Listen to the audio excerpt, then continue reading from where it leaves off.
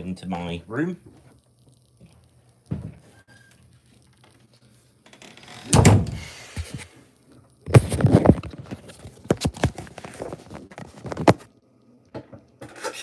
Now let's wait for the show to start. There's Ellis, the first person here today. So, yeah, just as I promised, it's the live stream to end all live streams. My longest one yet, probably.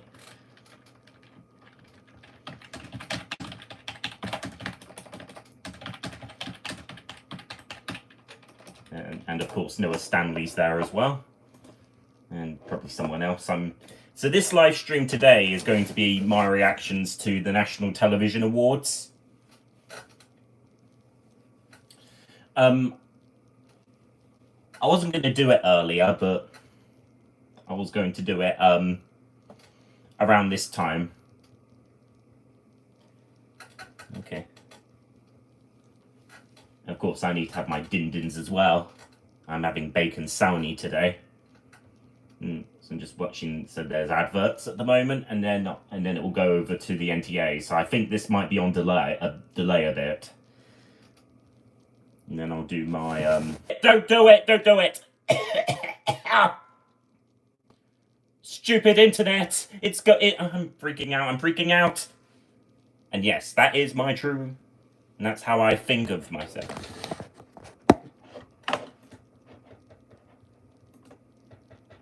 Can anyone see me? Can anyone see me?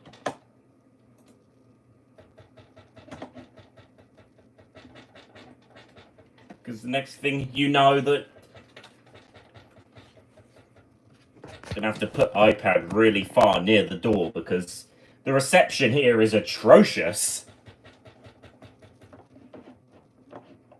Just decides to play up for no reason at all. Anyway, so still adverts. Now we're on to the show, I think.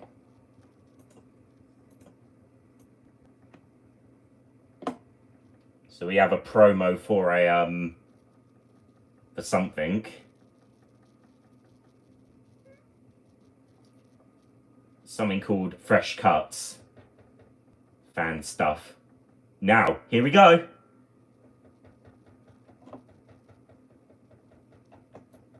The NTAs are arriving.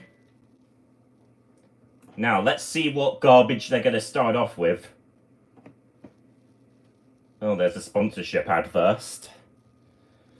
Of course, there's no footage I'm showing here because of copyright, but so you'll just have to see how I think of it through my reactions.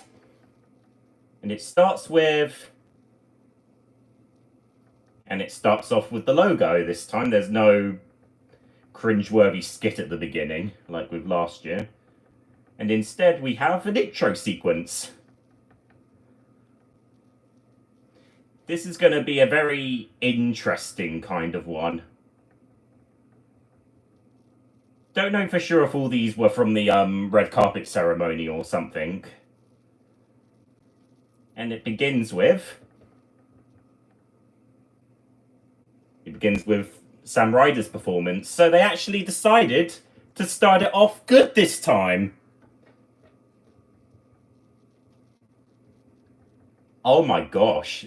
The set looks great too, considering this is at Wembley Arena instead of instead of the O2 this time.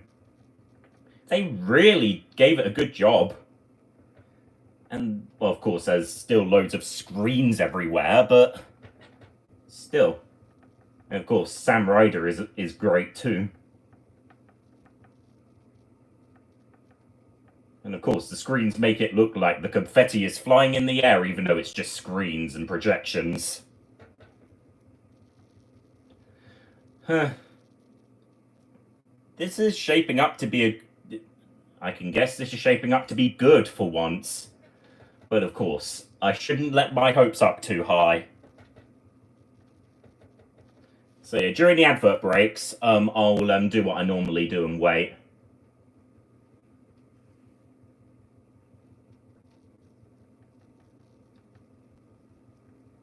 Wow, this is... At least there's no... I already said that, didn't I?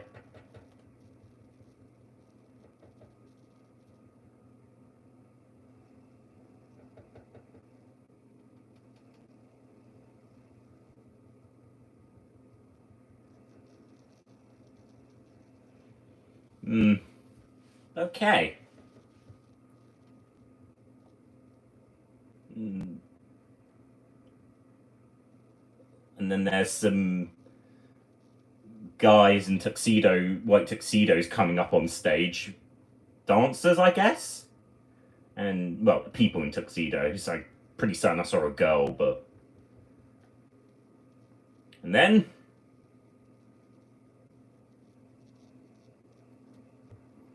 and they actually use the projections to make simulated fireworks as well. I think they were probably projections, but I saw smoke, so who knows? Could they be real? Who knows?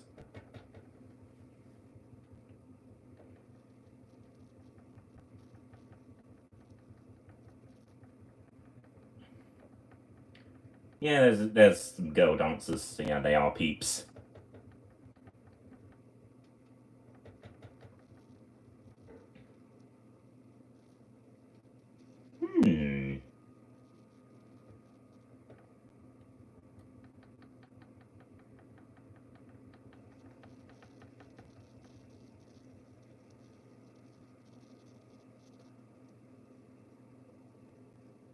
Yeah, they look like projection screens.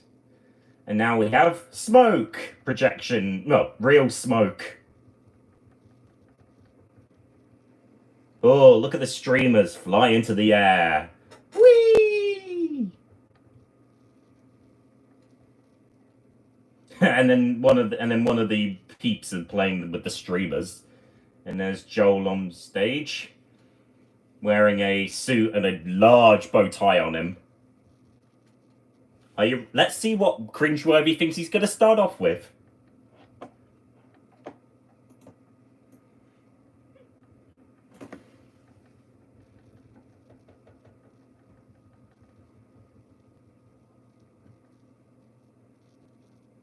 Of course. The trophy! Thomas Fattorine.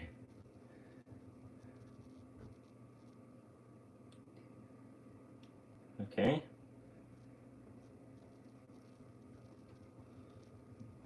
The soaps are in the house. We got Coronation Street. Eastenders. Neighbours. That's good. And whoever that person is. Emmerdale? Yeah. Mentioning Emmerdale's 50th anniversary.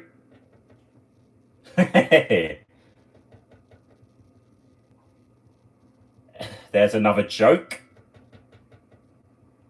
Well, just a few peeps are being joked about.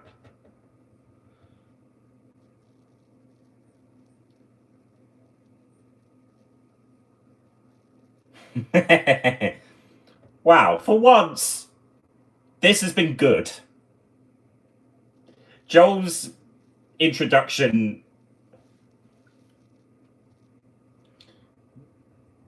Yeah, the beginning is actually good, for once. There's no bad jokes so far. But let's see who's going to be the first one up. A joke about the train strike.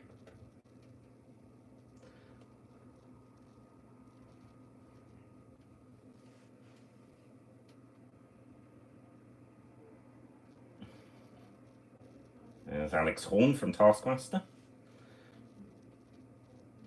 70 comedians. Not in the top 70 comedians. The Strictly guys. The repair shop guys. Gaffer tape. There's a few other peeps.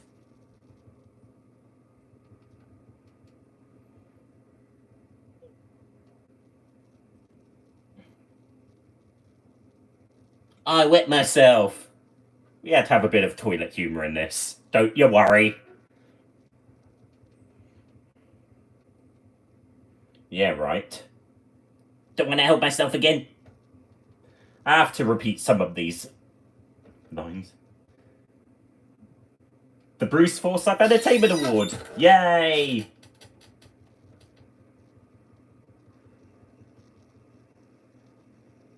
He made the same joke again. Now, let's begin it. So we have 2 peeps from RuPaul's Drag Race UK, I think? I have no idea.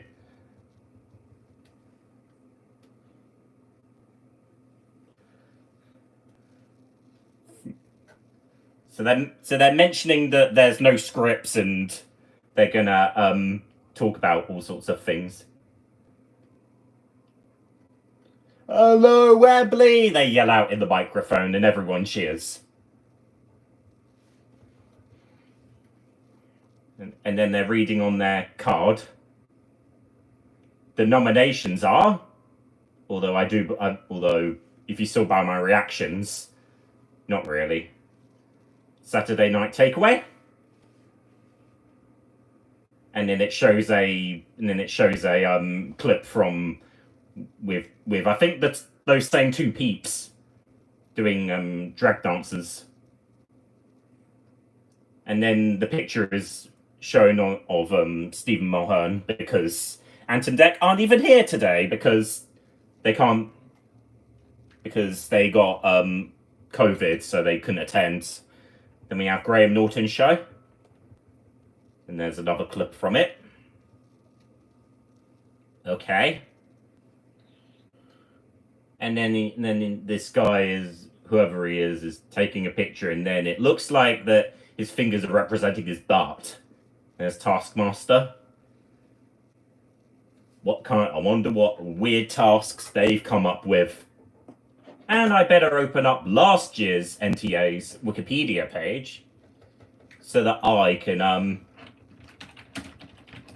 can see who's won and who's not won.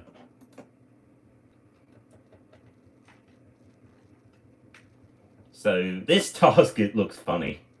It's weird, and weird. But it's good. And that's why the show is popular, because it's weird. And then we have I'm a Celebrity, Get Me Out of Here. And then there's some real shock value here.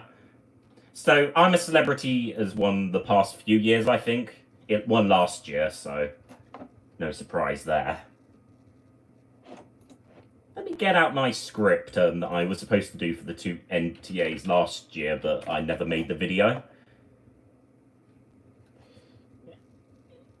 If it'll open up. Oh, never mind. And then we have two of the peeps from the show who appeared on there, I guess, watching, because as I said, Ant and Dec aren't even there this year. Who's winning, I guess? I'm not surprised they won again. I'm a Celebrity won again, as I expected. I think this is like the 3rd or the 4th year in a row they've won.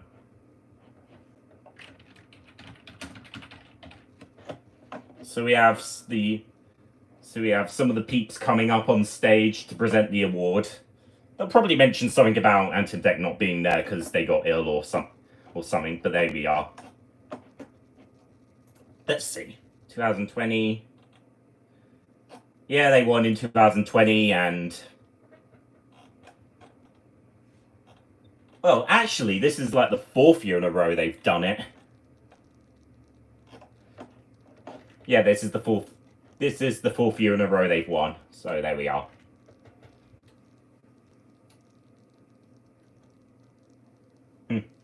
So he did mention that Ant and Dec couldn't be there. But it's still the same thing that you'd always expect with these award ceremonies. People present an award, person gives an award, person says thanks, leaves, and it happens about 15 more times and blah, blah, blah. There you go. That's the NTAs in a nutshell, as well as the fact that adverts are always on.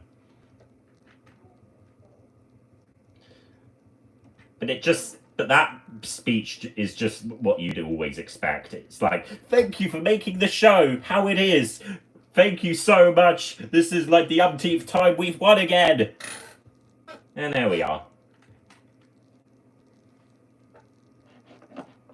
This is weird.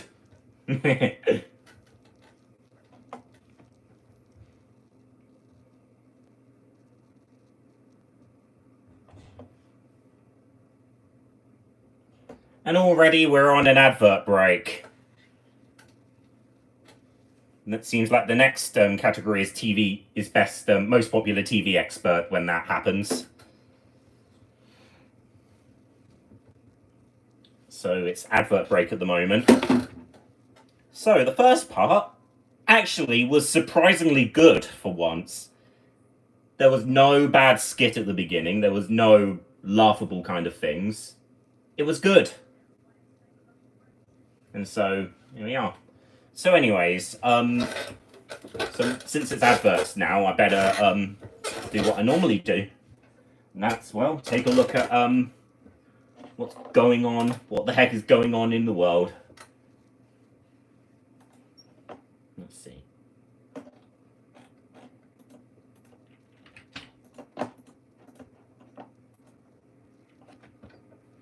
Like, if this was a show that aired on the BBC, there'd be no there'd be no adverts.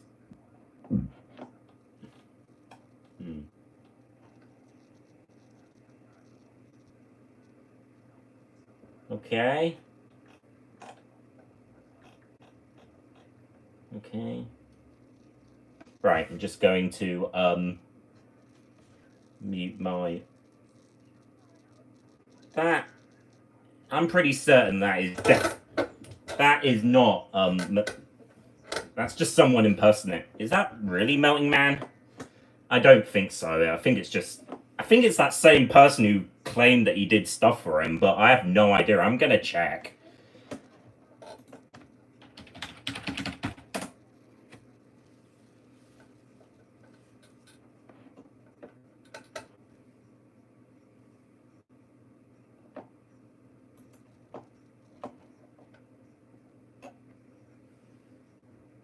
Well, that's definitely not him. Oh, there's Aaron. Hello, Aaron. Yeah, I know that. I know that's happening, Aaron. I heard it a week ago.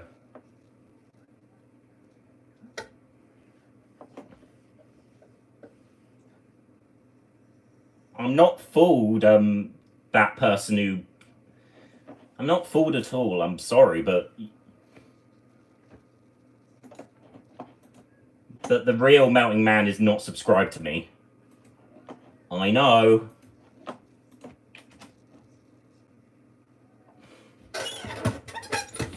But let's see. Anyways, back to advert breaks. There's some ads and blah blah blah.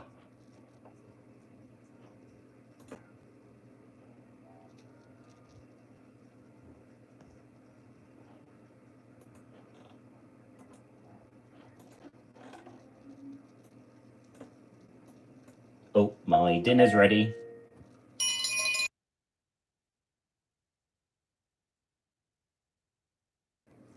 There we are. So, I had to mute that. Just waiting until the show's back on, and then how do you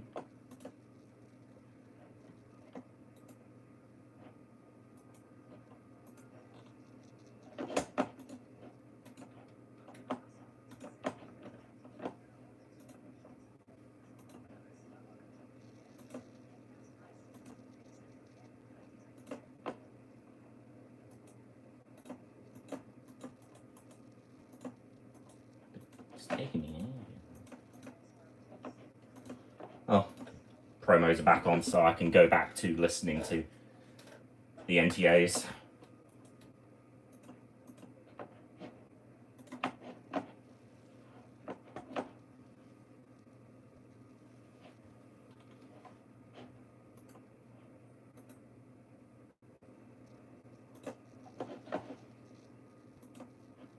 Well, let's see what's going to be happening next on the show. Because there's already sort of like 7 advert breaks that's going to probably happen.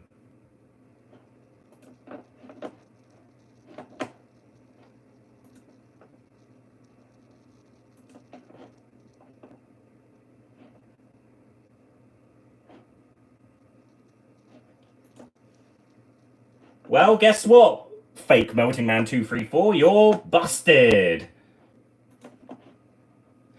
You only joined 3 days ago. Sorry, but you're not the real one. You're that same person who,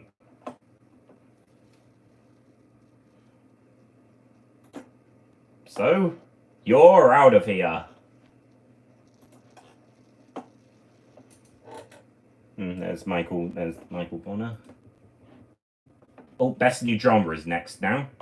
Let's see what What's His Face is gonna do for the nominations. There's Trigger Point.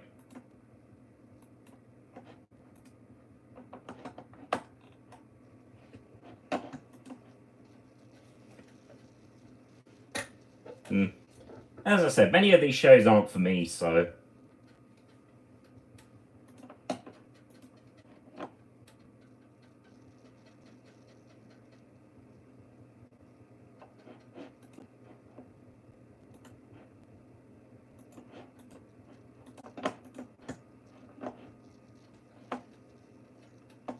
Yep, I know that.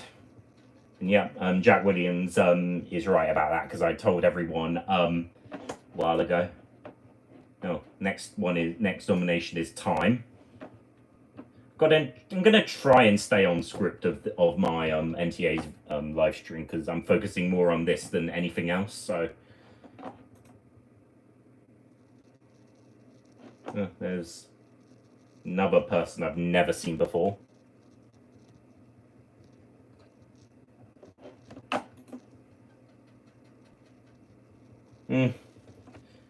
You'll probably find something that you could come up with, Ellis.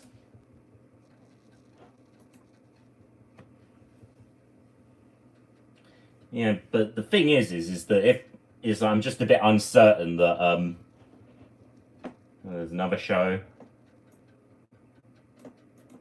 Is that I don't really want casual viewers really watching this, because this is mostly made for my own peeps.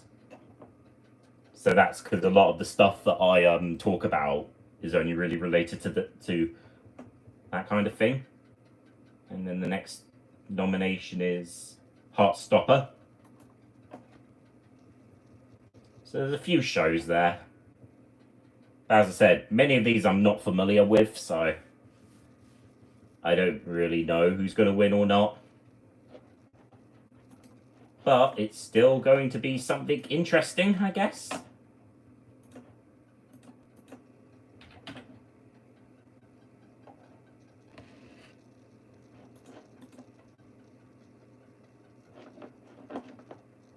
It would be cool if I had my own show and then I'd be sitting on there with all the other peeps.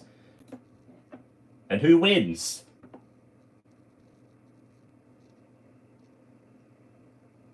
Trigger Point wins.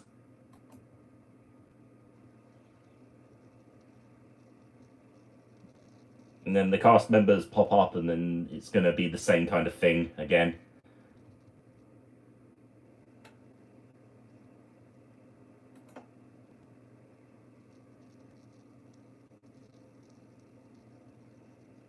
And then the award gets presented. And you can hear her on the...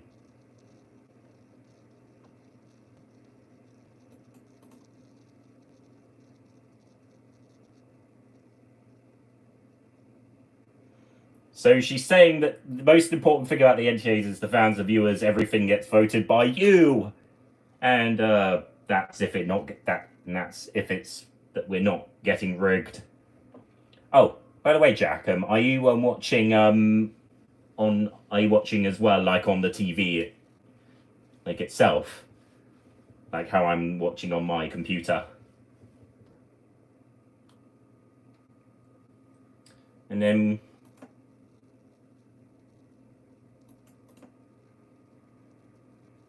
And then she just goes on, blah, blah, blah. There we are. Okay, that's good.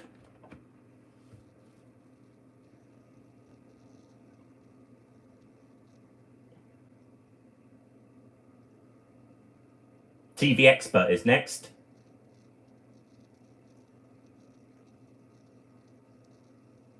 Duh!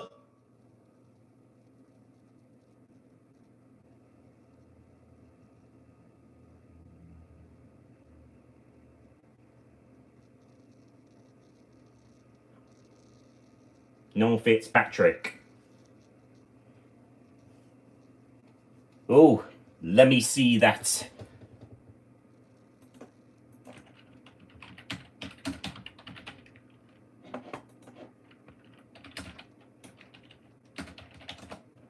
The TV Expert category.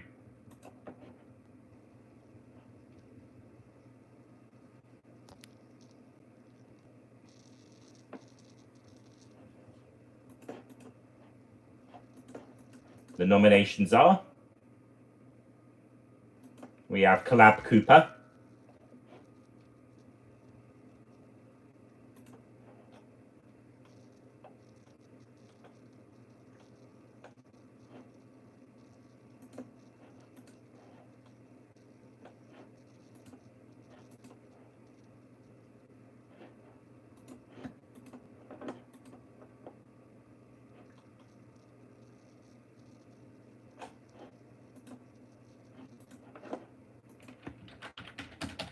Oh, had to check on the wiki, and it seems like Baby Shark is debuting in the Macy's Parade this year as well.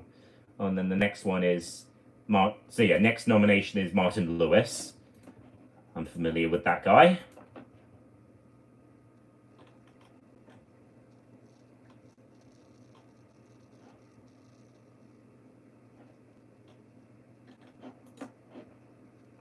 And then he's talking with someone who's on video chat in this clip.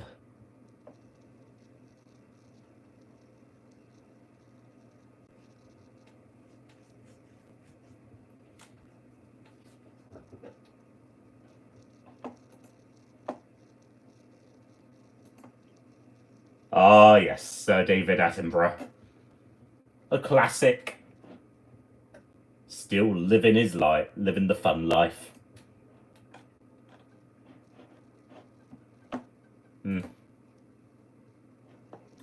Yeah. They didn't even mention the Queen once so far, I think.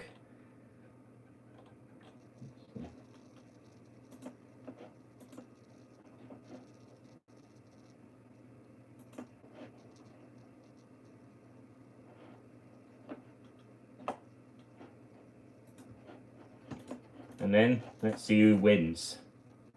Oh, and there's Jay Blades from the repair shop.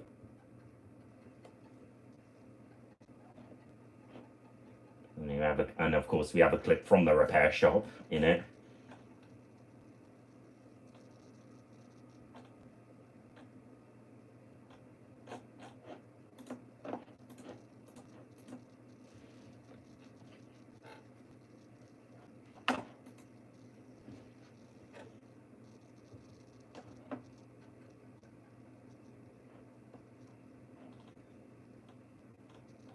Pardon me.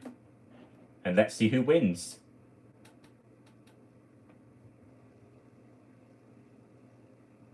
Oh, Martin Lewis wins.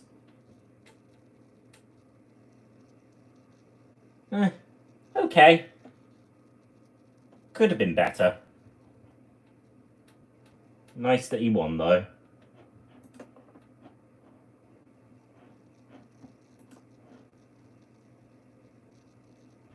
And then he's probably going to say the same thing as usual. Wow, he says.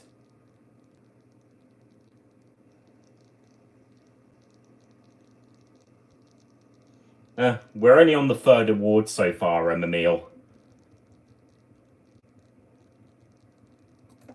So Martin Lewis is saying that he was expecting Attenborough to win, not him. Yeah, Baby Shark is joining in the Macy's Parade as a heritage, as a smaller balloon, and it's coming with a float as well. So that means we got 1, 2, 3, 4, 5, 6, 7, 8, 9, 10, 11, 12, 13, 14, 15 balloons so far. So I can suspect that there'll be 2 more added. Probably, who knows, maybe a new Greg Heffley and maybe a new Sinclair Oil Dino or something, or maybe Mario. Who knows? Anyways, back to rewards.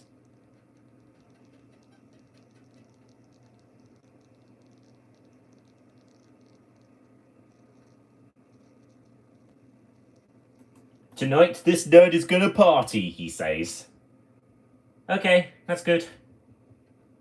Probably gonna waste his life drinking. And then Joel says, cheeky plug-in as well. Serial drama performance and judge are next, after the next advert break. So guess what this means? I can eat! Finally! Yay! Wait, why am I being so excitable? I don't need to be excitable, I need to be serious. Right, time for some din-dins. And I don't have any Mountain Dew, because I don't have any, and never mind.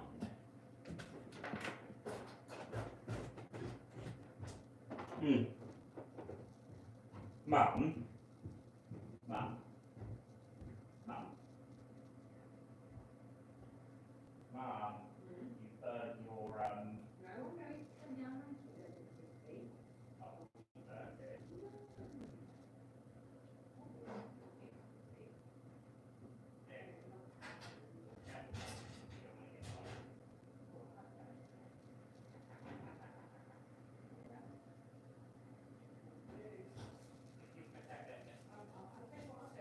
What's that, Mum?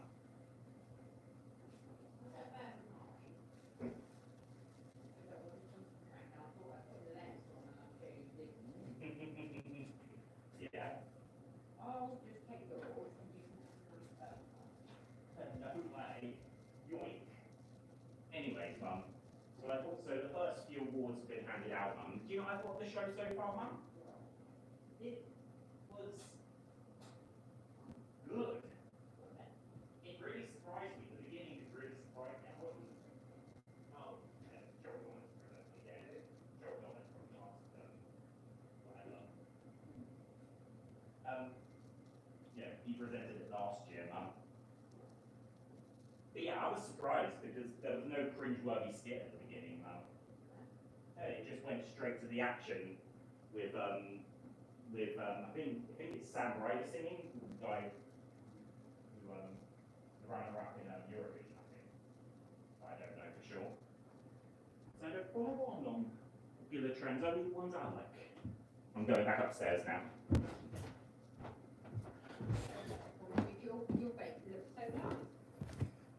I'm back now. Hopefully I've not missed out any of the fun. And that food you're not looking at. Because it's mine. It's all mine. Thankfully it's still on the advert breaks. Oh, there's only 3 people now, but I'll be here I'll be here for the next 2 hours, so don't you worry. It is a 2-hour show after all. And I need to glug down some soda.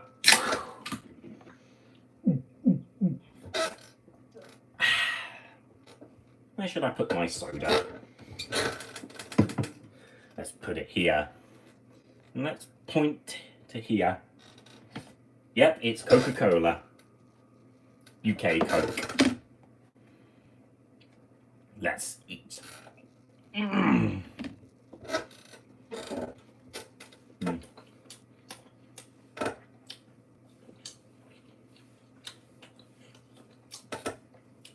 This is good. There's a Disney Plus advert as well. And it's showing the more mainstream stuff. Oh, the show's back on.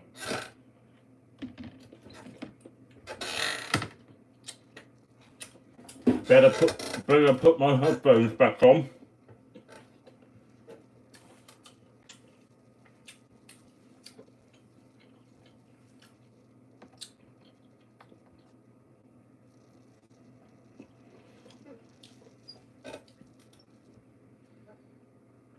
Well, let's see what the next part is like.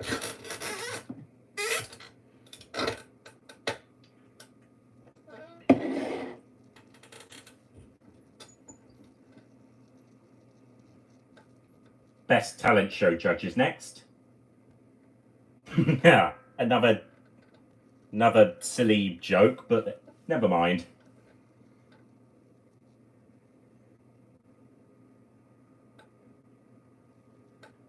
Mark Owen is presenting this award. Wearing a purple suit.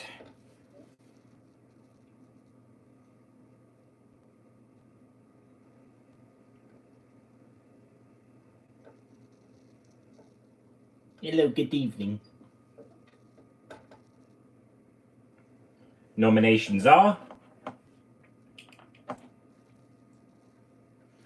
Mo Gilligan on Masked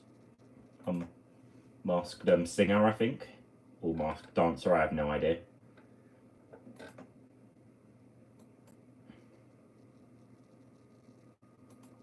We have RuPaul himself, or RuPaul itself, because RuPaul is a drag artist, so.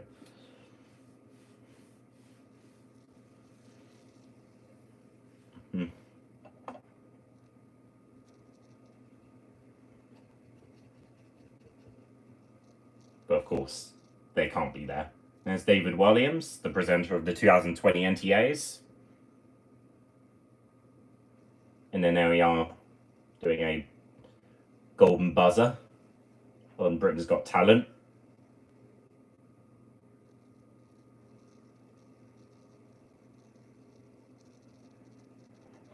There's Anton Dubek.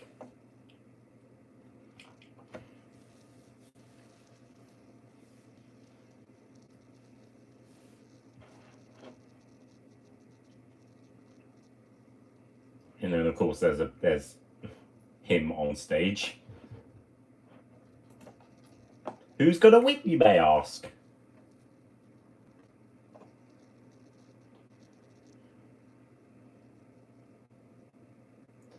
I was actually theorizing he would win and he won. He was able to go on stage and say and he's probably gonna say thank you, like everyone else does. Let's see.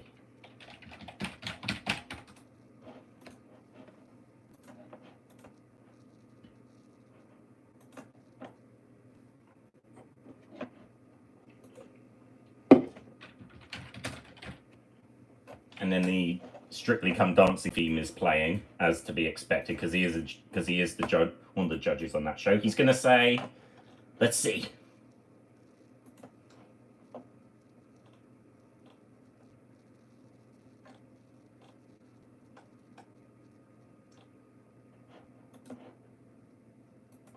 Yep, it's the same lame script. Thank you for everything, blah blah blah.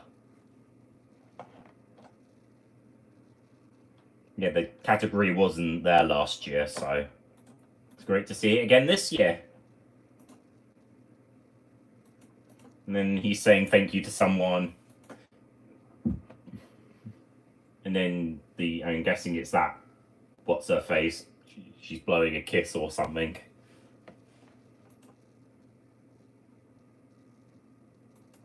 And then there's all sorts of weirdness going on.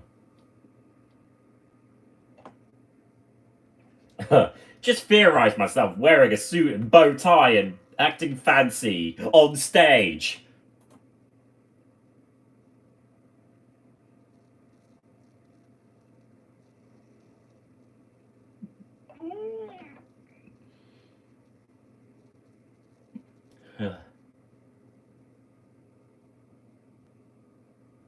What?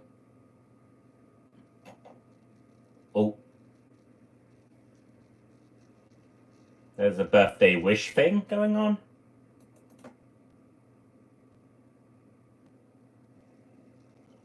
Oh. Yeah, oh, it's him talking. Oh, it's him talking about the 50th anniversary of Emmerdale. So that must be the thing that's going on this thing. That must be the whatever it is going on.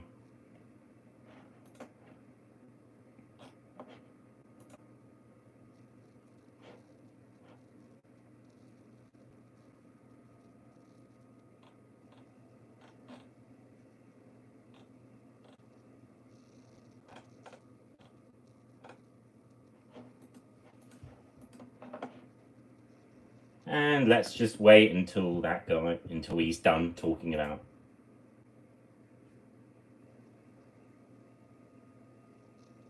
He's talking about how the show came to be or something. Oh, only one person. Now it's become two again. Likely because all my main viewers are probably busy or something.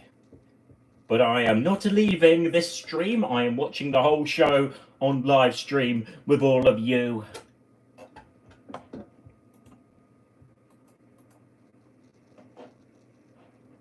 So he's talking about farms or something. Prince of Wales, I think. Maybe later.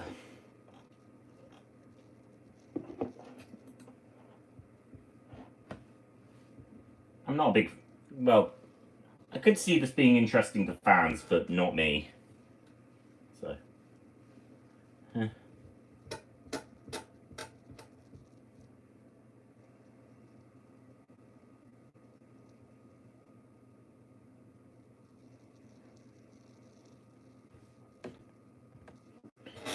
Time to eat a bit.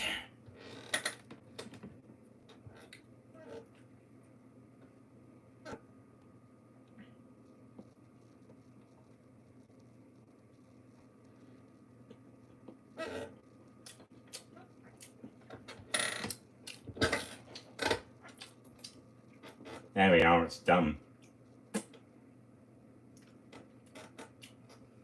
How amazing is that?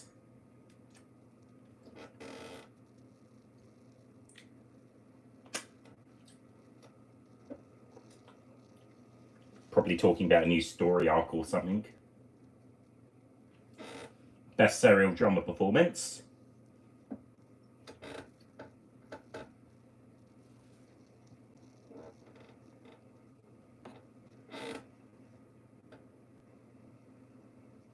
Michael Owen and Gina, whatever.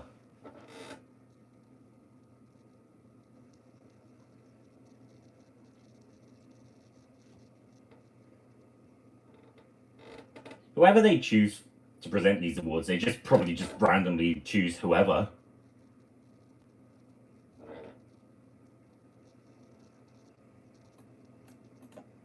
Oh, it's father and daughter. Nominees are Paige Sandu for Emmerdale, who plays Mina Giuluta.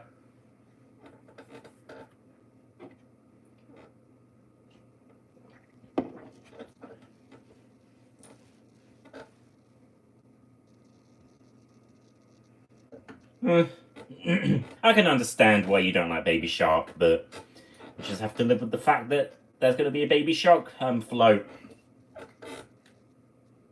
Bit like why I don't like Red Titan being in the parade. Oh, next up, Gillian White as Jean Slater for EastEnders.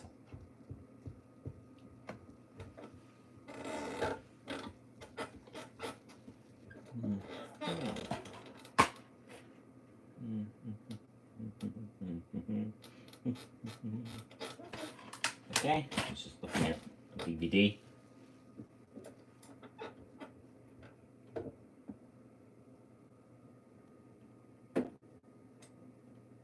Oh, and there is her on stage. There's next up Mark Chung-ok as Merlin Dinkle for Emmerdale. 2 Emmerdale nominations? Yeah. In this clip, he's looking at birthday cards or a picture of kids or something, and then he looks shocked in the mirror like he's possessed or something. Okay, that's good. And then looks like he's fainting or something. And then the real one is sitting, and then the actor is sitting there smiling, and he's actually wearing glasses. Next up, Rose Ailing Ellis as Frankie Lewis for EastEnders. And then, of course, we have a clip. Typical soap drama stuff going on.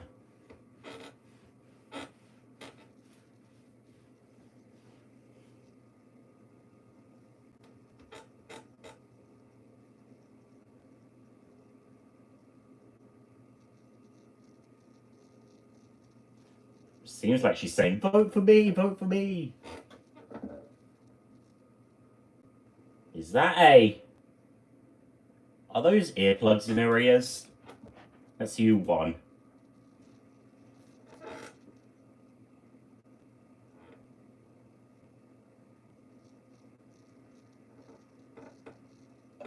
The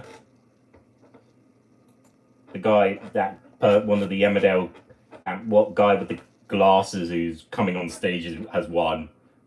I've already forgotten his name. Duh.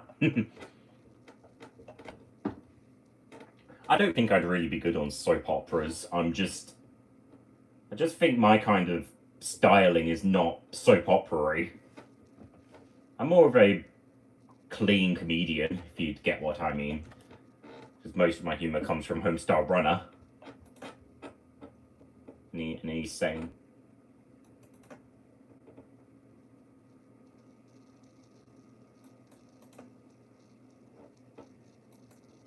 And then he's saying, and then he's just saying the usual stuff, talking about his performance or something, and there we are.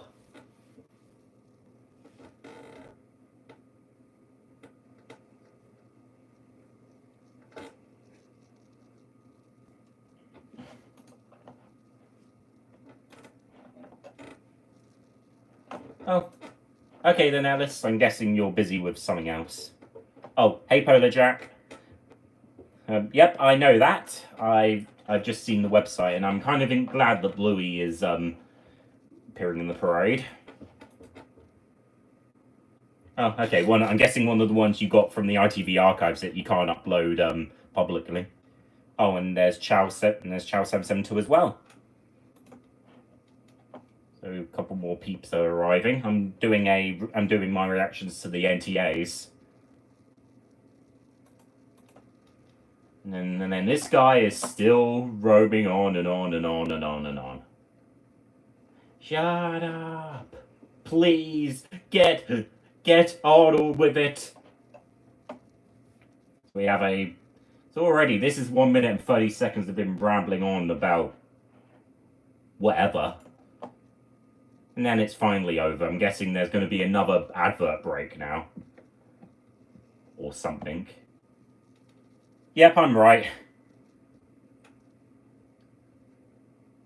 Comedy and returning drama are next.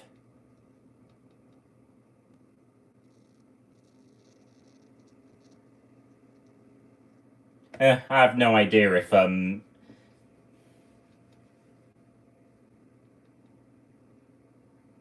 yeah, I actually just went on because I found out about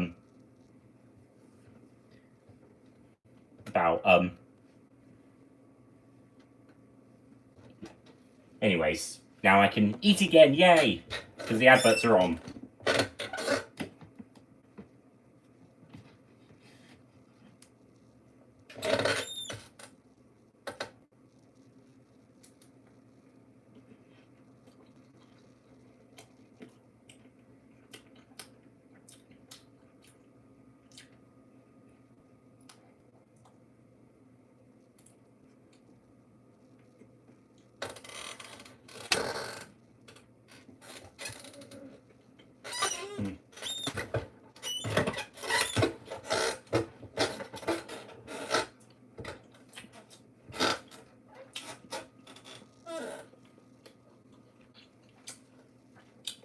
Yeah, I had a feeling you were talking about the Big Balloon Parade, Polar Jack.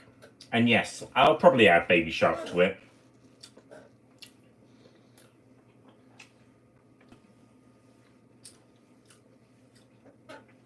And I'll add Bluey as well, because I'm going to add the new floats.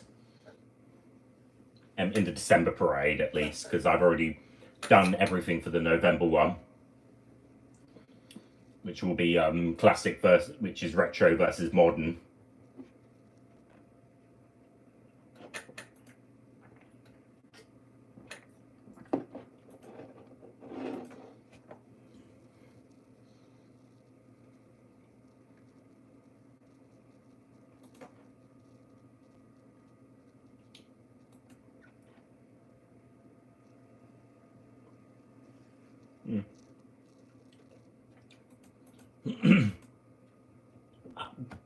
But I know you don't like Baby Shark, Michael Bonner, but I normally decide what could be best or what not could be best, so that I might decide what will happen.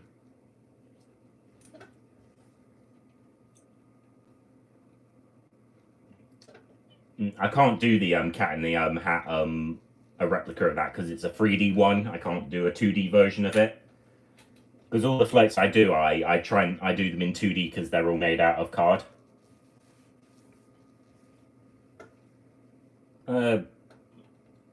No, the Cat in the Hat injured 4 people and one of them went into a coma.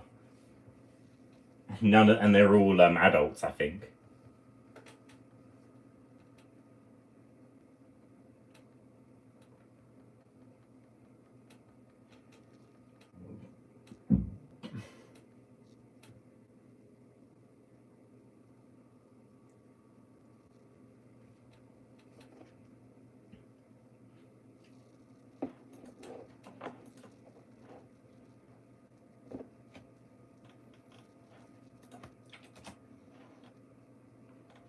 So far the what's been going on so far are the Entertainment Award was presented by Oti Mabuse and Michelle Visage, expert Noel Patrick, serial drama performance Gemma Owen and Michael Owen, new drama Stephen Mangan, and talent show judge Mark Owen. And then we have the same adverts on again. Oh, oopsie, I accidentally swapped them. I had ketchup on my face.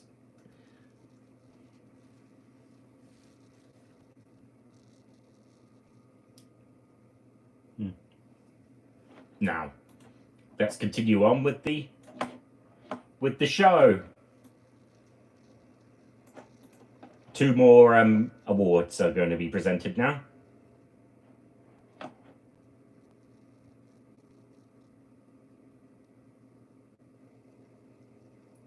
And Joe's holding a cue card for some reason.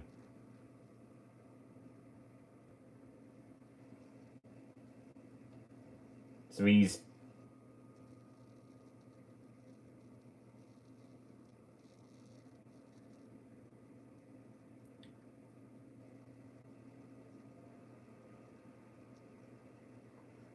talking about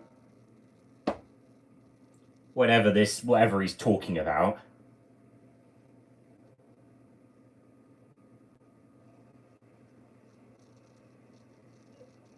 Is he doing like poetry or something?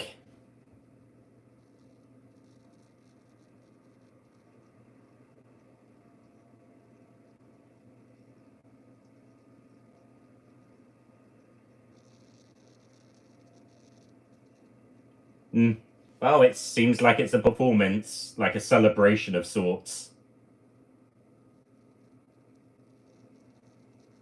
And then everyone's dancing on stage.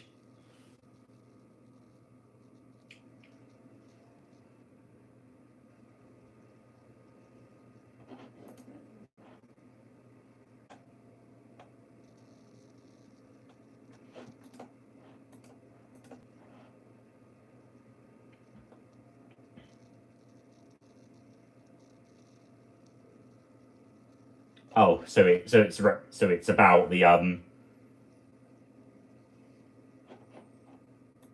So it's about whatever the heck they're talking about. Oh, it's best returning drama thingy.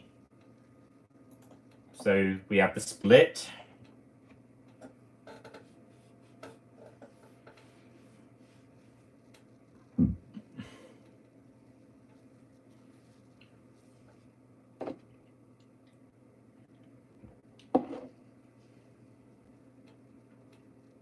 We can practice after school in my stepmom's walk-in closet. Wait, wrong thing. I'm just randomly quoting out Homestar Runner stuff. Might as well play around with Aloe while I wait. Yep, the original Coca-Cola. Oh, Peaky Blinders, which I think has just ended.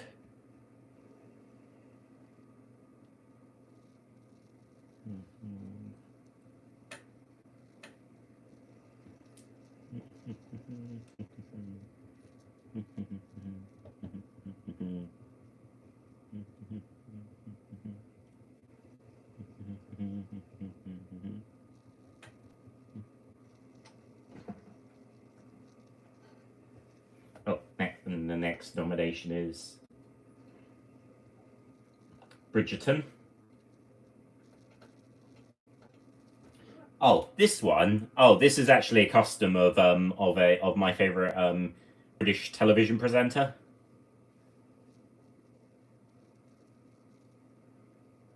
It's actually made out of a blank white pop vinyl that I painted and added hair on. She's the only pop figure I own. Yeah. Basically, and then we have Call the Midwife. So basically, the figure's name is Aloe because the presenter is an abbreviation of the presenter's name, and she named it herself. So I went with that name, and yep, she doesn't speak, but she does like going on adventures and all that. And at the moment, she's sitting on the top of one of my shelves. She normally sits in my Care Bears display box. Anyways, let's see who wins, shall we?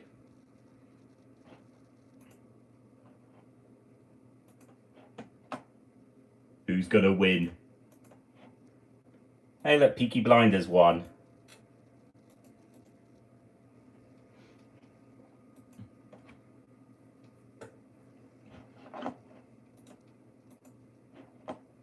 Hooray. But as I said, I'm not familiar with that show, so yeah.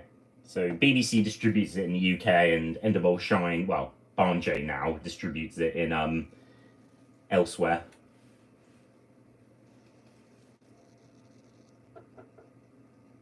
What a whopper.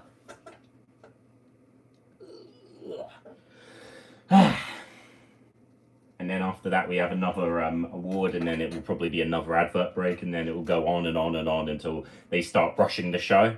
I think there's going to be another music performance as well. I have no idea, Polar Jack. It could be anything, really.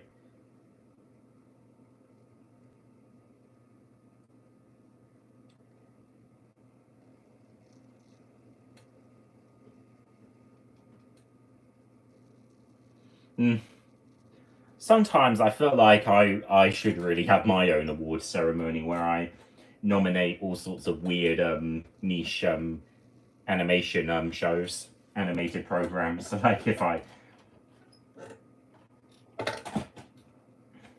like for example, like best Italian cartoon, like Winx Club, for example, and that Winx Club DVD is of the 4Kids Club. But anyways.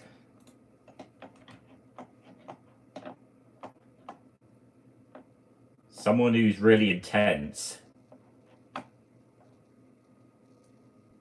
It's Matt Lucas presenting Best Comedy. Nice to see him again.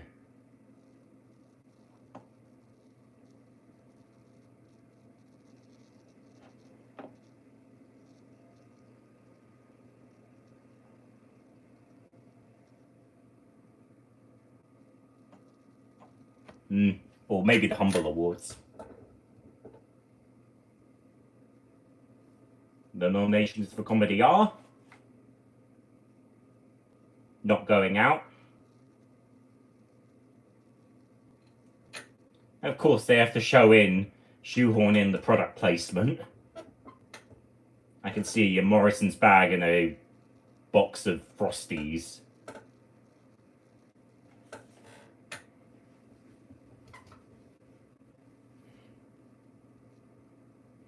hide away the product placement. It's too obvious.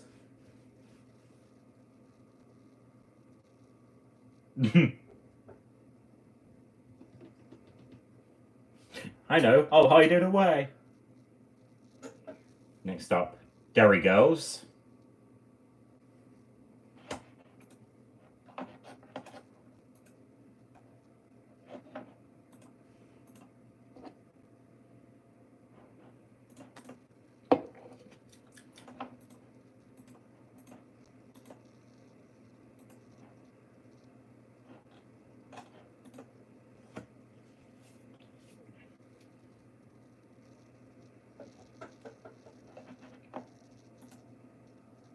Next up, sex education.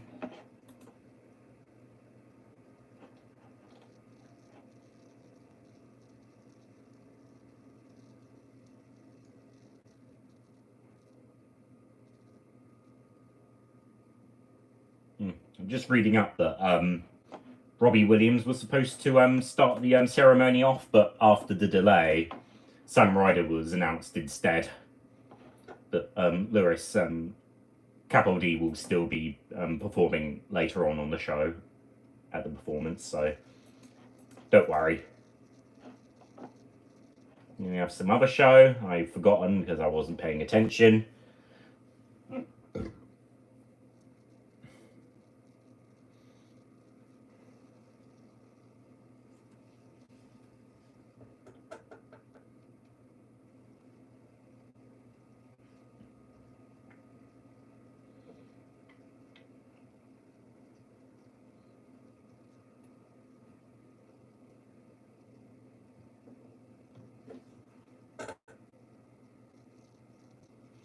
And let's see who wins.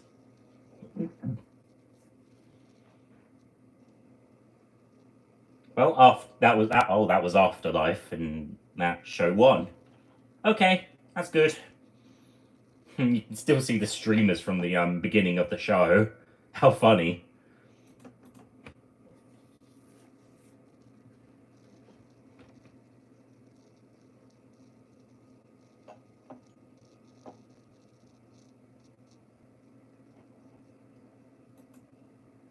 And he's saying, "Thank you so much."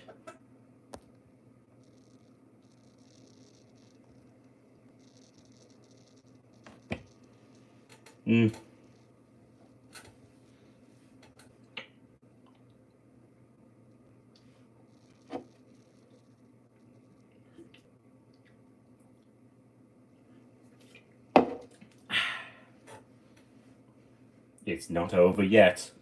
There's still going to be 1 hour and 30 minutes left of this show, so I'm not going anywhere.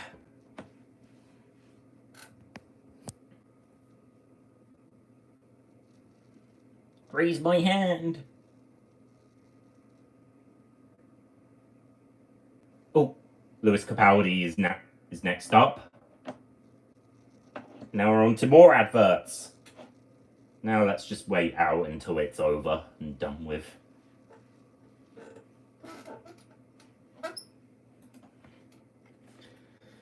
Right. 1 more minute left. What? For you, Michael Bonner? I have no idea. I did say that I am not going anywhere. Now, time to continue eating.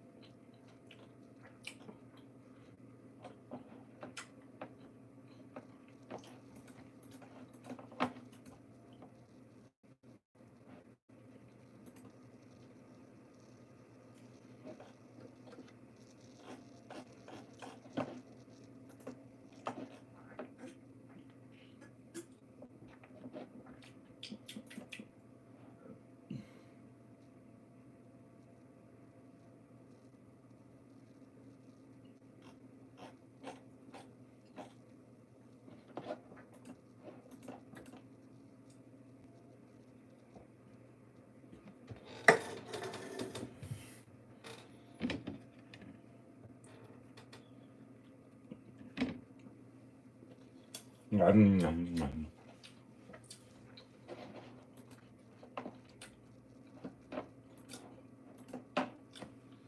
honest with you guys, maybe making the Humble Awards would be actually a very good idea. Where the nominations would be stuff well, would I be a bit egotistical doing that? Yeah, maybe. But still. And it would be based on niche animation. And all that. Who knows, maybe it might be like the Mayday 51 Award from 2016. Remember the Mayday 51 Awards? The debut of Brian the Bunny Rabbit. Our favourite text-to-speech voiced bunny rabbit.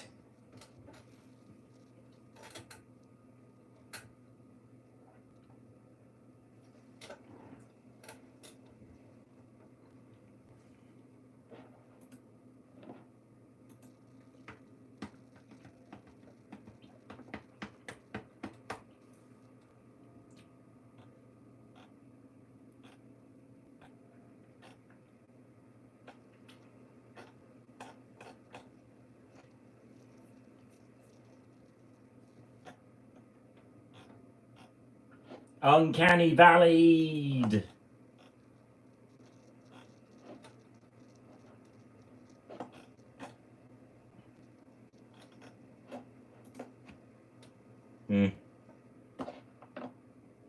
Seems like there's a advert that they can't show on ITV Hub, so there's just a sliding page that says your program will resume shortly. Hold the line!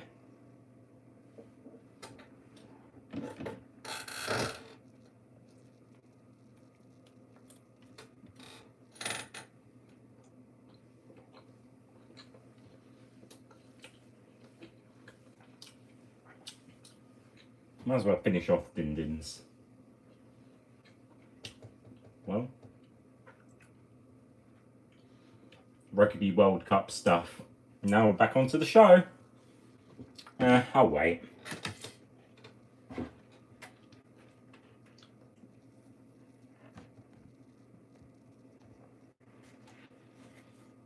Let's see what's going on now. And he's sitting in the audience. Yeah, because he's going to watch the performance of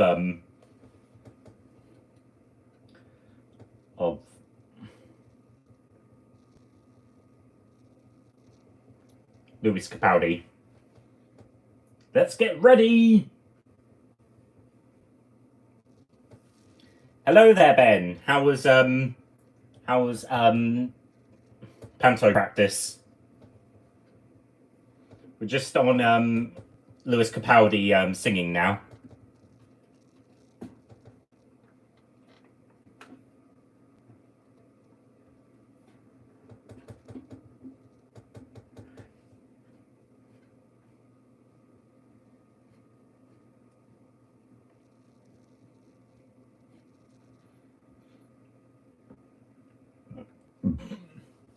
And they got a big band.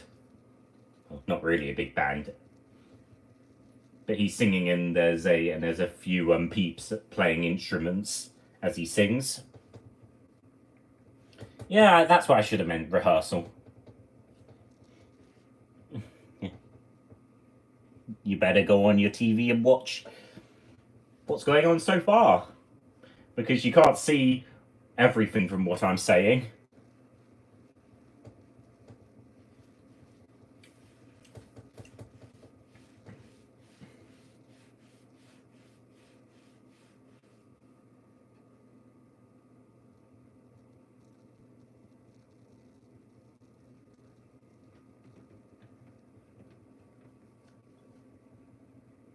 Yeah.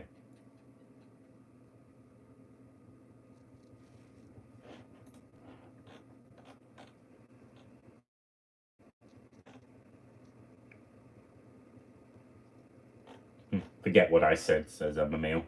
Ooh. Good performance.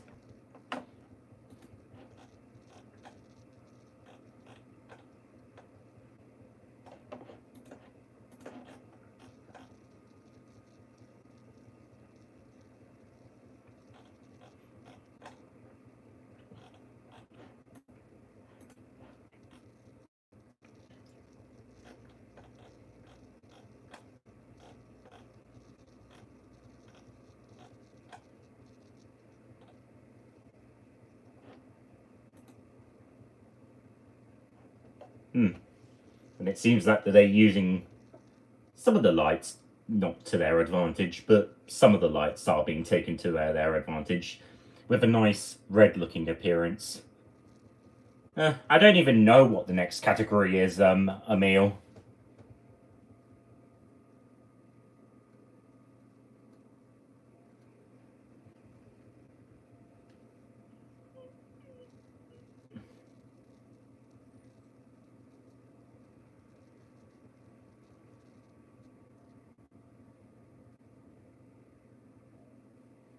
Ooh, look at the confetti fly! Hidden cannons somewhere in the stage. Whee! It's flying all over everywhere! Look at it flying everywhere! What a party! Pure wet confetti flying on everyone.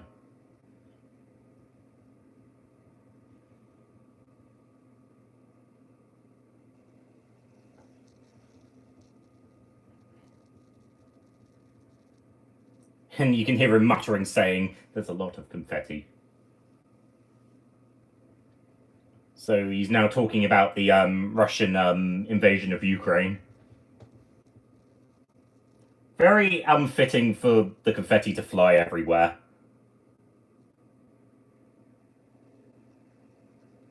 Well, now there's a video, so I'm guessing that must be some way so that all the confetti can fly on everyone. And they're talking about the invasion and all that.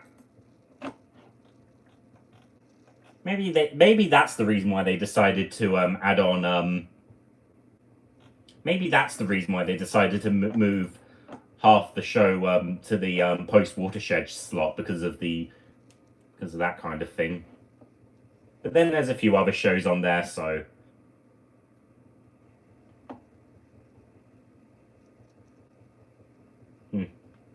But even then, most Russian versions of video games have Star Force on it because it was made in the country. So there's some other interesting performances and all that. It seems like this is like a overview of 2022 or something. But still, that was just weird for having a boatload of confetti fly everywhere whilst Joe was talking about the Ukraine thing. Oh, that must have been from Eurovision. Yeah, it was Eurovision stuff. So I think they're talking about that how Ukraine won, and we've got the and we won it because not won it. Well, we got it because they can't hold it because of the invasion. But still, that's weird. It seems like this whole thing just feels like a big like thing just so that they could show this off while the confetti flied down the ground.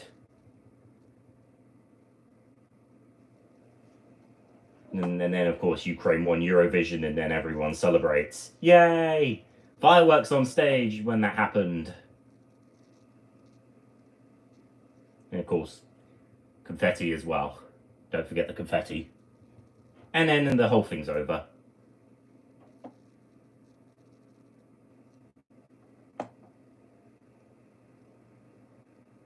Well, who will it be?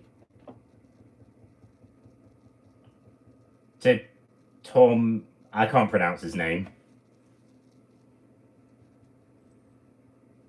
And then he gives a hug to Joel. And then he's presenting best TV presenter, I think.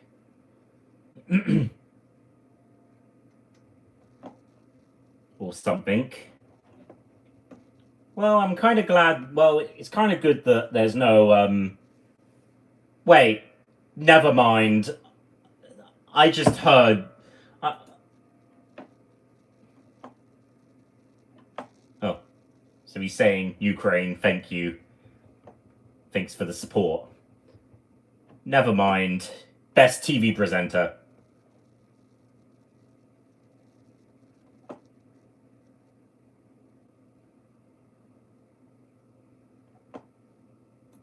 So he's talking about, he's continuing to talk about more of the invasion, and then he's talking about how we're,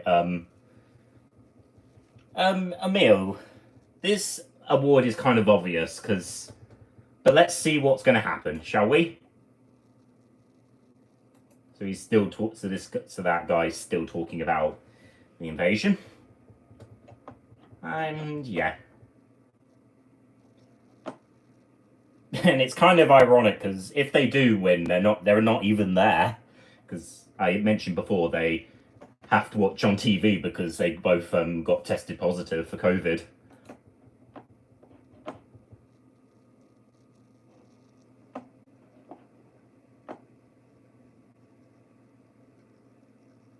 So he's saying, stand with us in Ukraine, and we're in this together, I think he's saying. And then he's talking about Eurovision. And that we're hosting it for Ukraine. Yep. And I bet there's going to be an advert break next.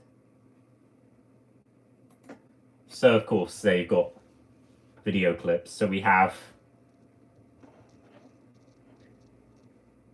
Anton Deck, who aren't even there.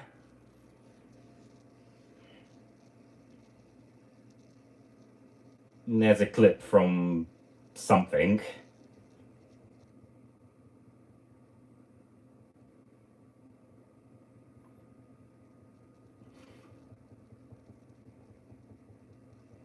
We have Bradders, I mean Bradley Welsh. And then we have a clip from Beat the Chasers.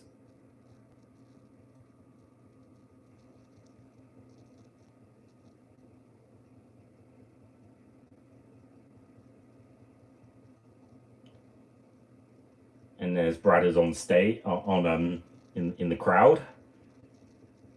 He's looking at himself for some reason, and then he's coughing. We have Graham Norton.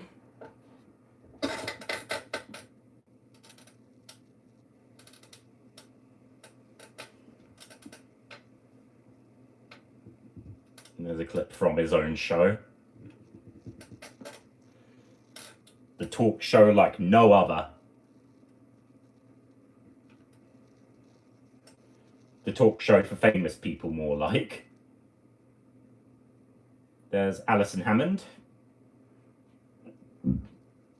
And of course, Holly Willoughby isn't nominated this year, so...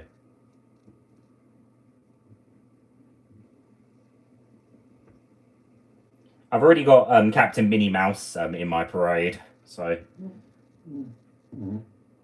But who knows, maybe I might make a new Mickey in a tuxedo or something. Oh, and there's Alison Hammond overreacting in the crowd.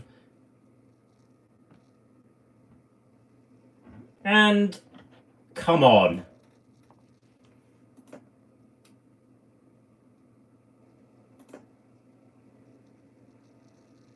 Of course! But of course, they can't even be there, so of course...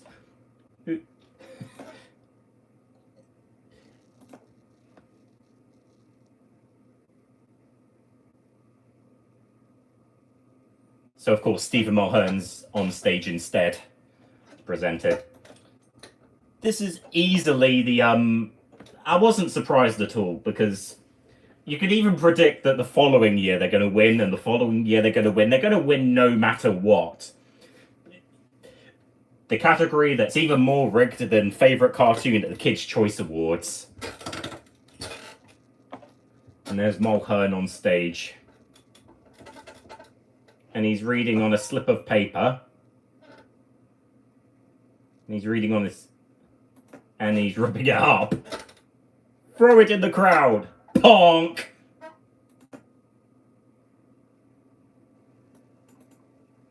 Whee! Says everyone.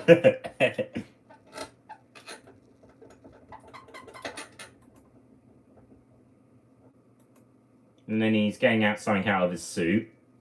There's a thing that says favorite. I can't even read it. He's pretending that it's his award, and he's putting it on. I'm certain. I wonder if they have a. Wonder if Ant and Dec's house have a trophy case or something, because they do live together. So.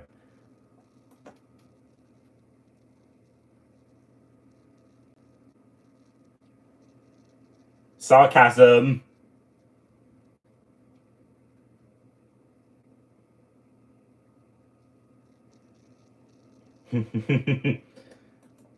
Oh no! Best daytime performance. Who's gonna win? I have no idea. And will ITV do something to hide away the booze if Philip and Holly get booed or something? I have no idea. And of course, advert break, so I can finish off the rest of Dindins. There's about an hour left, so.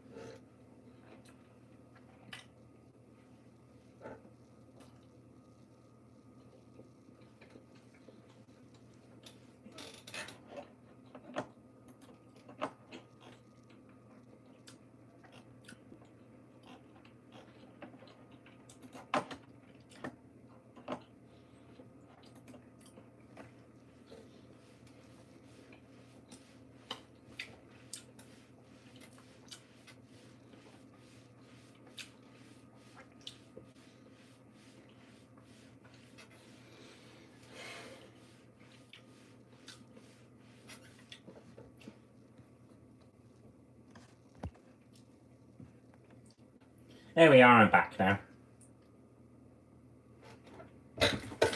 While I wait, how about I talk about something I recently got a couple of days ago. Oops, I knocked something down.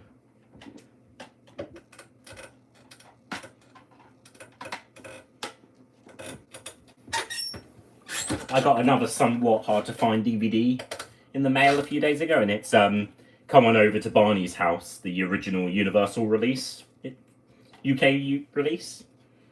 I don't think this was actually reissued by Hit. I think it might have done on VHS or something, but I don't know for DVD. I know Night Before Christmas did, because I own the Hit reissue, and I know that Let's Play School was reissued on Carry Case DVD, but I think there were about 4 DVDs released by Universal for Barney before Lyric was purchased by Hit Entertainment. And all of them are quite hard to find, so.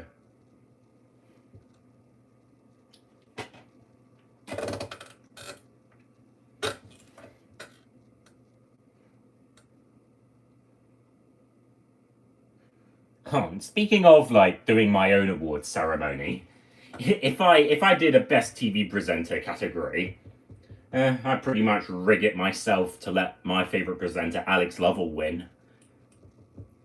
And then basically Aloe would appear on stage holding a microphone or something, and then she'd say, "Yeah, that's right, because she can't speak." Because Aloe is a mute.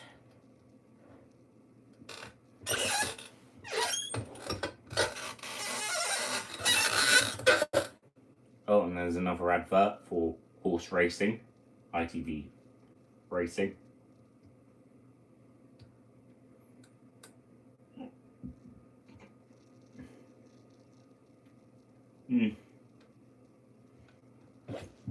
Quipco British Champions Day thingy.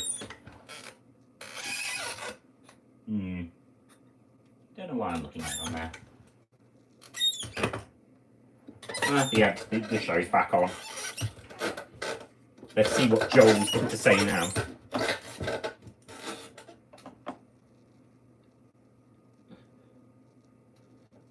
Yeah, right. Brilliant shows.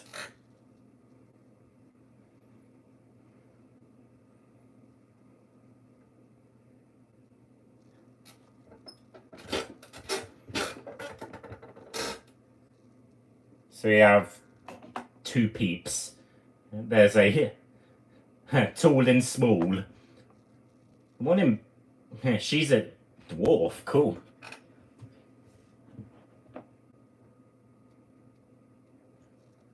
And of course they say hello Wembley.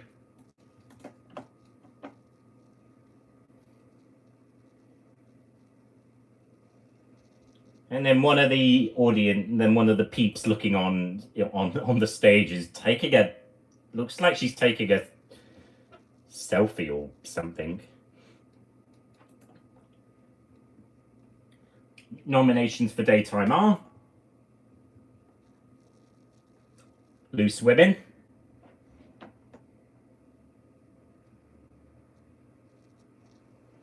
the show that's pretty much a guilty pleasure to some people. It is to me. It's just peeps talking on. Uh-oh. No, don't tell me the internet's playing up again. Oh. And then we have The Chase, which shouldn't even be on there because it's not a daytime show, it's a primetime show. Because it airs at 5 p.m. And yeah, it's the same exact shows being nominated this year.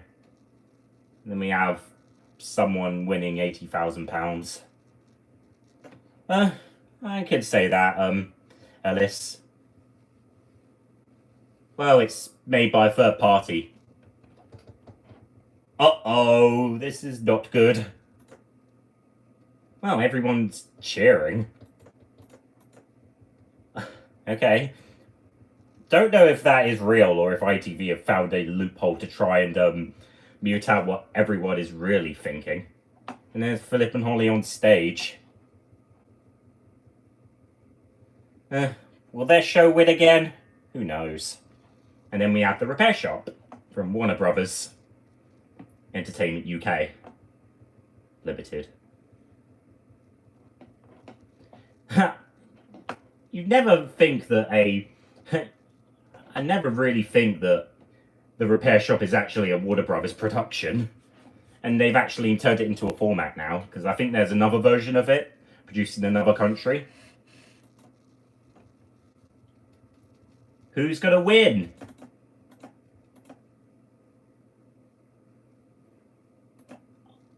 Oh no. This morning won again! I really think... Never mind, who cares? They won. Should have expected it.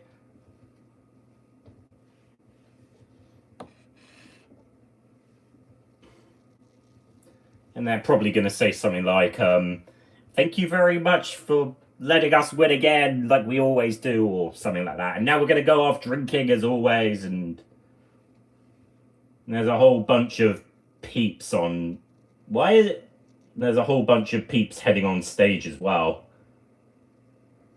Can anyone explain to me what the heck is going on? Why there's loads of peeps on stage? Like, are they trying to protect Philip and Holly or something after they got busted for something they supposedly did? I have no idea.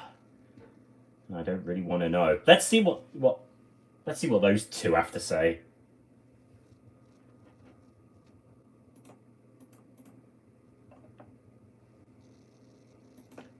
Yeah, the same lame script. It means so much to us, even though we've already won this like 1,000,000 times already.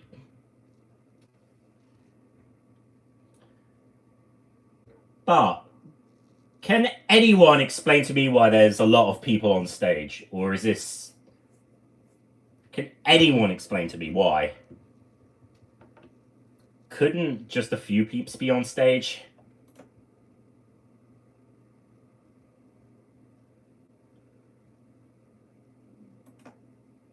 Stop with the lame, scripted lines. I want something original. Point. Well, I'd rather let my computer get shot with a shotgun than anything. And then there we are, and then Alison Hammond's narrating as well. At least she didn't do anything wrong. I know not many people like her because she's annoying, but she's okay, I guess. So I'll have to admit something. At least Philip and Holly only won one award this time. So everyone is celebrating on stage for some reason. There's I can see a few of the audience members happy, but it just seems like some of them are just dead silent.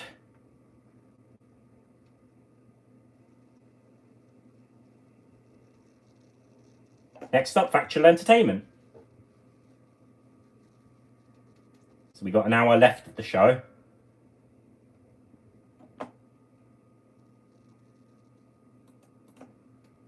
Scared out of my wits more. And we have What's His Face coming up.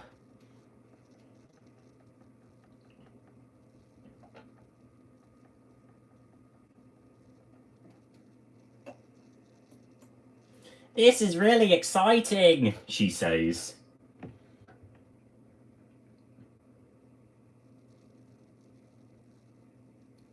And who's going to win this time? I reckon for most popular Factual Entertainment, we have Clarkson's Farm on Amazon Prime.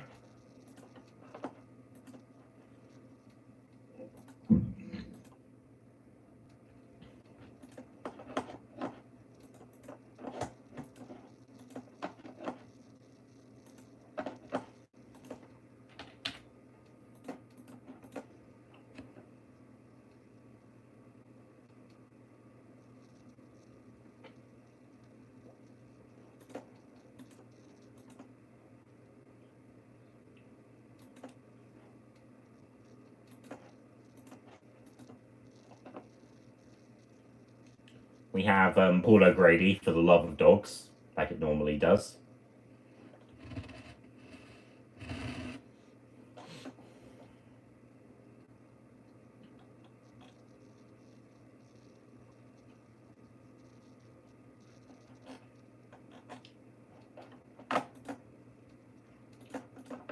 And that show's been on for about 10 years now.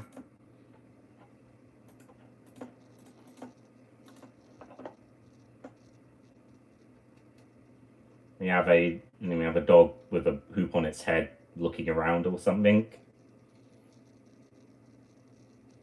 Great British Bake Off.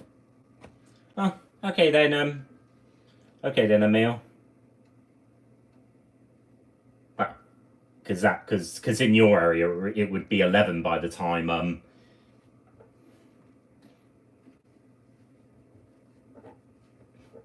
you leave, because Sweden's an hour ahead of us, so it's at the moment 21:33 in the UK. So, and then it will be half an hour anyway, and then in an hour's time the whole show will be finished. I'll probably keep this live stream up. Yeah, maybe it's a good idea, but I have no idea. Michael Bonner. And then we have Goldbox. Ugh. Of course, this show won last year, so do you think it'll win again? Who knows? Because of how silly and stupid that the thing was last year, would they do something as dumb as this year again? I have no idea. As I said before, Gogglebox is just peeps sitting on their fat duffs and watching TV shows. And let's see who wins, though. Yeah, Gogglebox won again. Why am I so into this now? Like, why can I predict who's going to win? Why can I? I have no idea. Well, the Gogglebox cast members are on stage. Let's see if they can give out something that's good.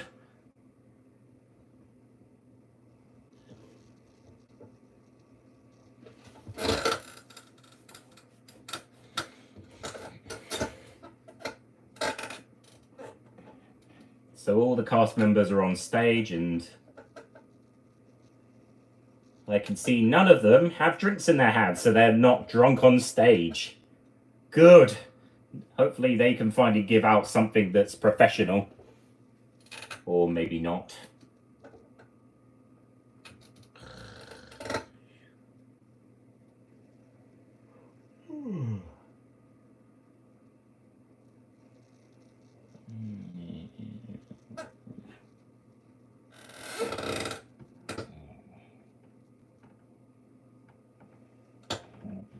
Yeah.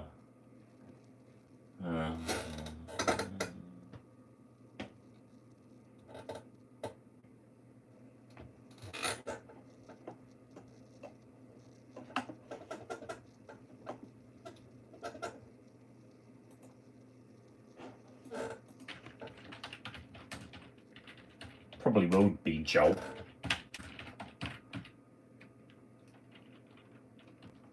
Authorized documentary.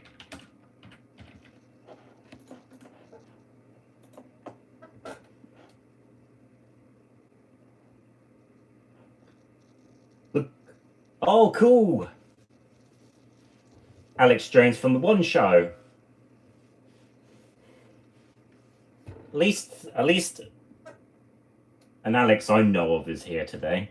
Wait, never mind. Forget about it. So, let's see. Let's see who's going to win. I mean, I'll just call her Welsh Alex.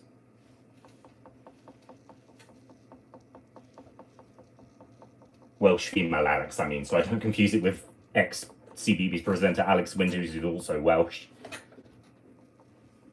I actually, sarcastically, I actually made a little joke about the fact that I know of there are two. Oh, anyways, nominations: Kate Garraway Caring for Derek, which is the sequel to the other Kate Garraway documentary thingy from last year, and this clip has one of those firework candles, and then there's two phones on the front, and there's all sorts of like little figurines of something.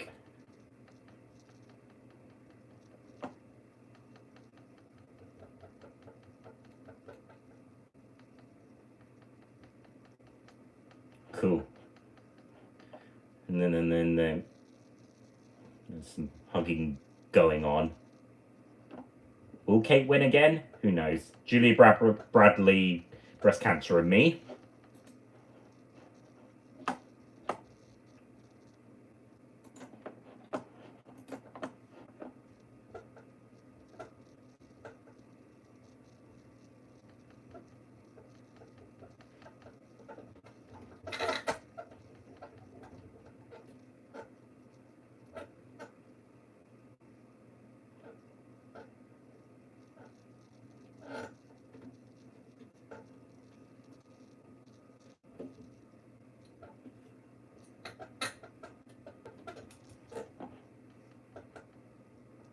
Katie Price, what Harvey did next.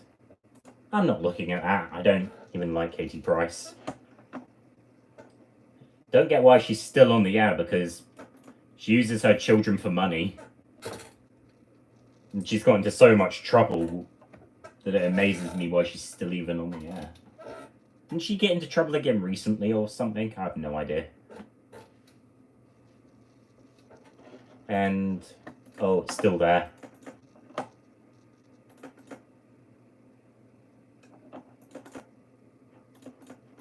Well, she's on stage with Harvey, I think that is. And then we have Paddy and Christine McGuinness, Our Family and Autism.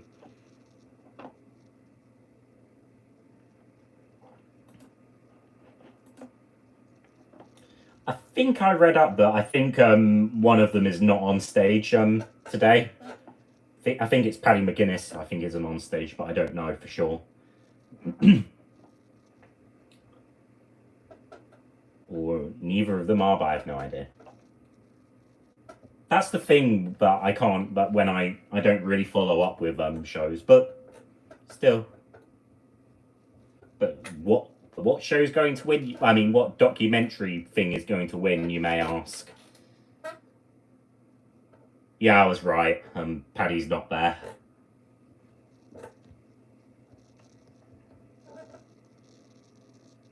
Then we have Inside My Hero. So I think there's 6 nominations here. So I think during the next advert break, I'll go over. I'm going to do a live performance of a song. What song may this be? You may ask. Well, one of the Thomas songs, Thomas Tank Engine songs. I felt like singing.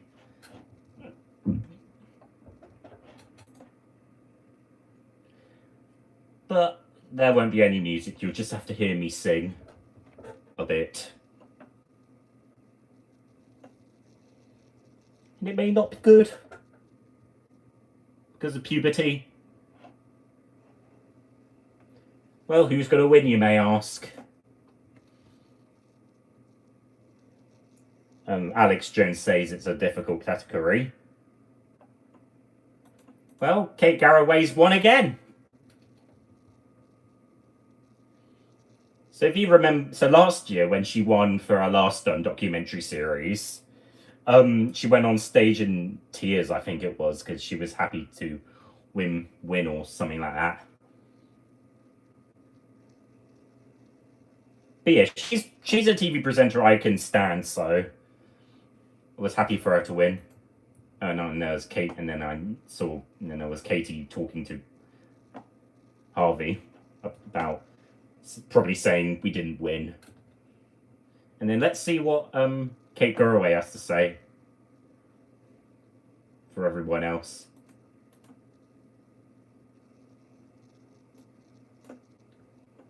She's saying, well, I really didn't expect this. So, but you could have done because you did win last year after all, but it's still nice to get the unsuspecting suspicions in your mind.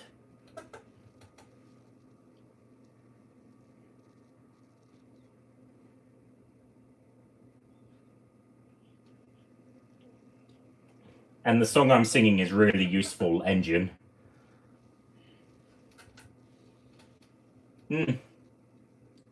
And Kate's Garraway's wearing that outfit looks very plasticky and shiny. Latexy or something. Well, at least that's good, I guess. And the rest, and I'm guessing some of her family's there as well. One of them's wearing a poppy dress, I think. Yeah, it is. And her daughters, I think, or whatever, are wearing standard dresses.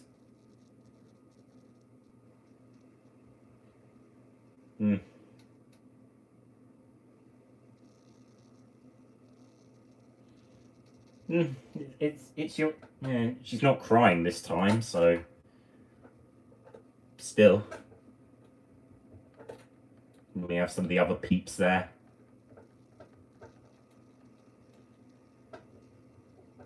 You can all see their nail varnish and all that.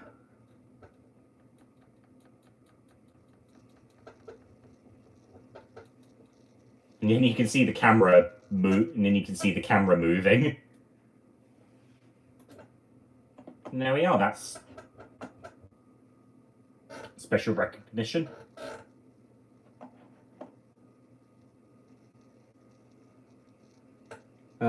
Social media joke, but we all know that anyway. But now, time for my performance. Let's go.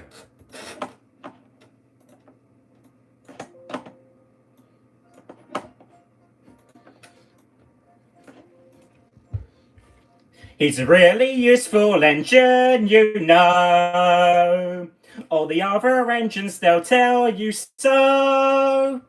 He huffs and puffs and whistles, rushing to and fro. He's the really useful engine we adore. He's the one. He's the one. He's the really useful engine that we adore. He's the one. He's the number one. Thomas the Tank Engine. You could hear a bit of the music, but still. He's a really useful engine, you know. 'Cause the Fat Controller, he told him so. Now he's got a branch line to call his very own. He's the really useful engine we adore. He's the one. He's the one. He's the really useful engine that we adore. He's the one. He's the number one. Thomas the Tank Engine. Little blue train. He's always there whenever you need a hand. If you need help in a situation, who comes into mind? He's the one. He's the one. He's the really useful engine that we adore. He's the one. He's the number one. Thomas the Tank Engine. He's the really useful engine, you know. Maybe little, but he's never slow. Stand back in amazement, just you watch him go. He's the really useful engine we adore. He's the one. He's the one. He's the really useful engine that we adore. He's the one. He's the number one. Thomas the Tank Engine. He's the really useful engine we adore. There we are. The performance is over. Now I can continue watching the show. Hold it. Bathroom break, and I've got to be quick about it too.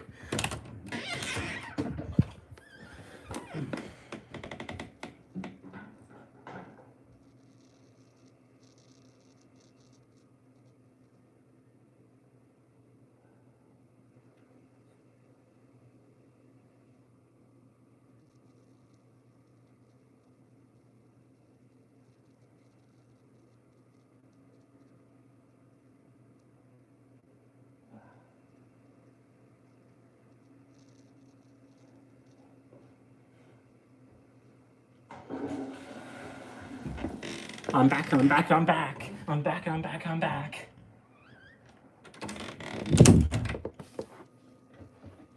Now, there we are. Have my bathroom break. Now let's continue watching. 45 more minutes of the show and then the show's finally over. 150 minutes of worth of live streaming. The longest live stream I've ever done.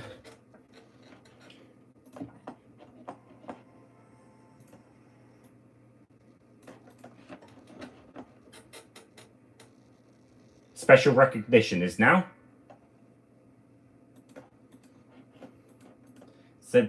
So this has already been revealed, because they always reveal this category on the day itself.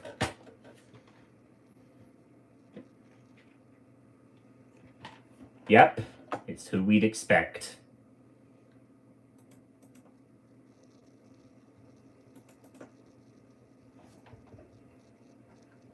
Well, well, there's Trevor McDonald on the screen for some reason. Well, it's who we'd expect. Sir Lenny Henry. And look at his reaction. He's laughing, and there's Whoopi Goldberg on stage talking, on pre-recorded skit. There's a few other peeps. Richard Curtis, co-founder of Comic Relief. There's Alicia Dixon. There's Chris Tarrant.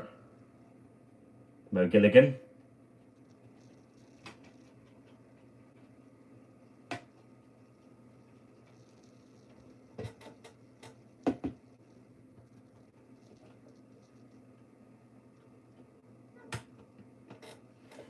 So they have his reaction on the ground on the bottom left.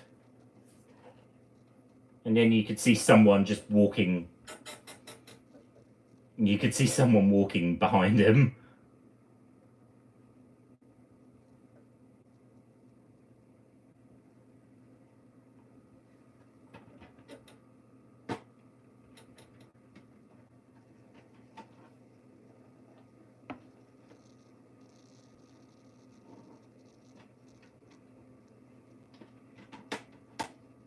A bunch of weirdness going on. And then there's Trevor McDonald again.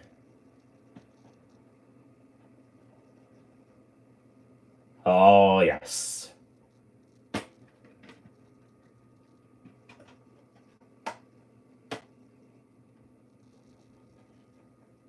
Let's have a race, and he is the quickest. Blah, blah, blah. You know, it's just muttering songs to myself.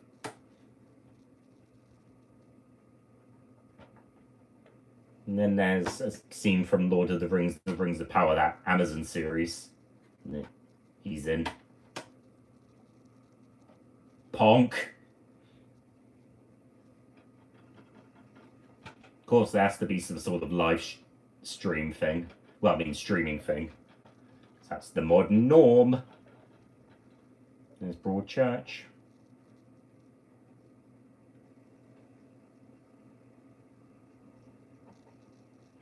And then there's one of the and there's the first ever Comic Relief.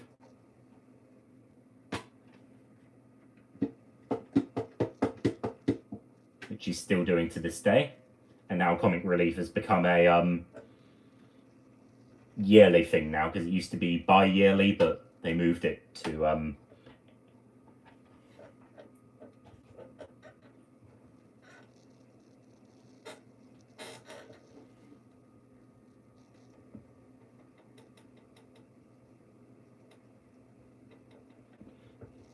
wiggling their heinies.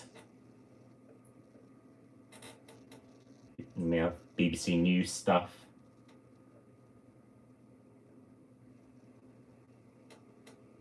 Oh, younger him.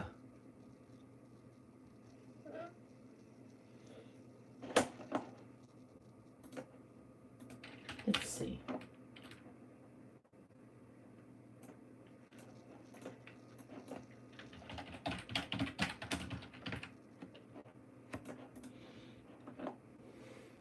Punk.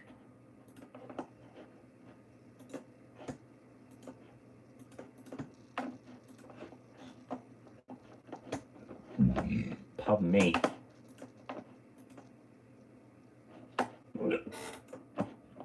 Just seeing how many categories there are left. Because there's only about almost half an hour left. So we have 1, 2, 3, 4, 5. So we have quiz game show, rising star, drama performance, talent show, and serial drama left. So 5 more categories in probably going to take place in half an hour, because the special recognition thing is going to take a little while. It tends to be the longest category thing that they show off.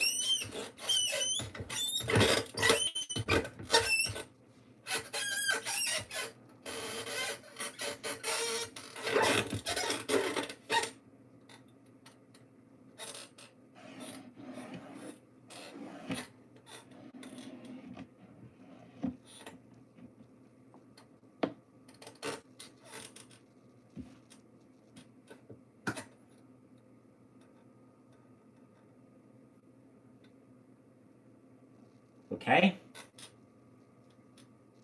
And there's a clip from Live at the Apollo. A show I'm not really that fond of. I have no idea, Ben.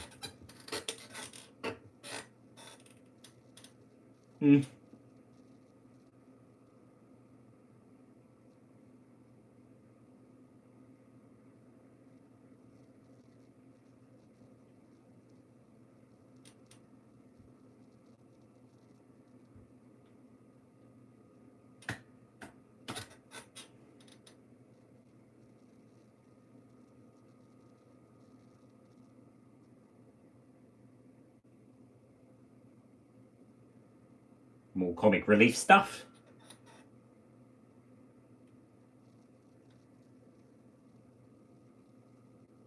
And there was a scene from one of the comic relief ending things.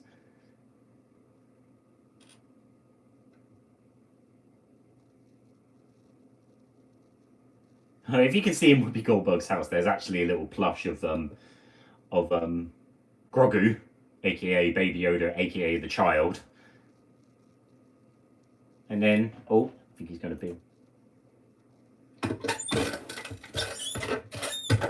And then Lenny Henry's going to appear on stage and probably showcase an extremely long thing, just as long as the video sequences. You can still see confetti from that performance on the stage.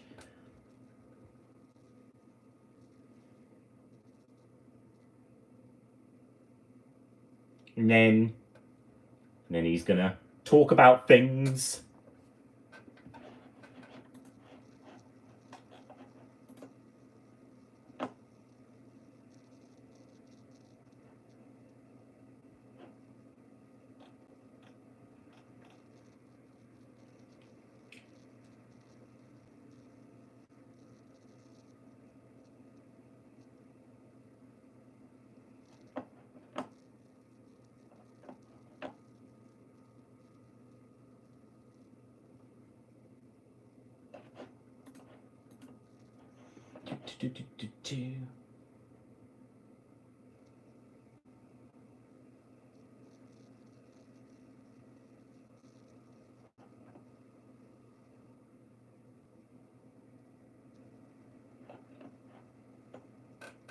Yep, I'm self-aware of that, because I did add Grogu to my own parade, the Funko Pop version, which is what the real balloon's based on, so...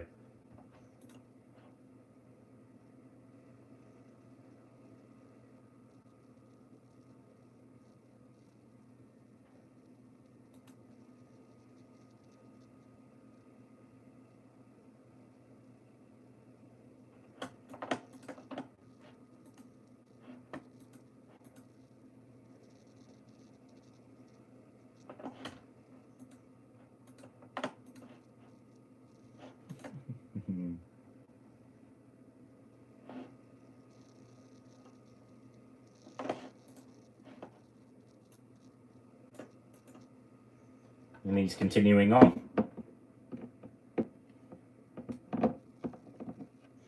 Yeah, I have a feeling probably right now Emil's probably going to leave or something, because it's 11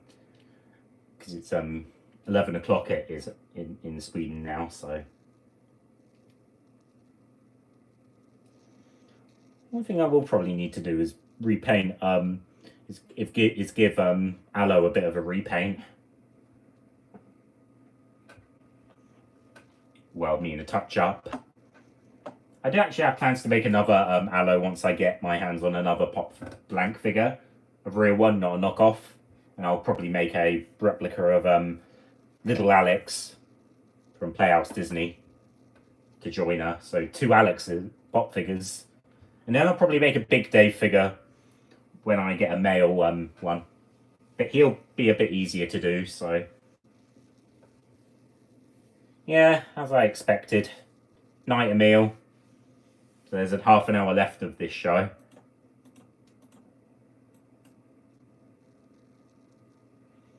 Yeah, where did you find that out, Michael Bonner? Because I haven't seen it on the wiki yet. Because...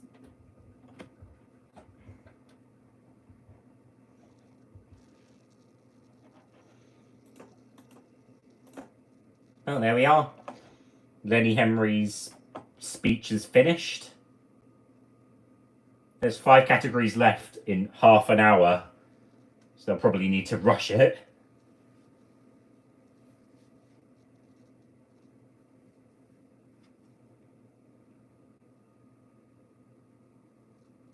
Well, next up is Rising Star.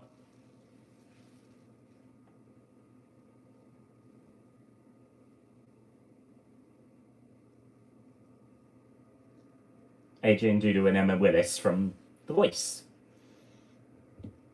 And of course, John made a silly old pun. Oh, send me the picture somewhere.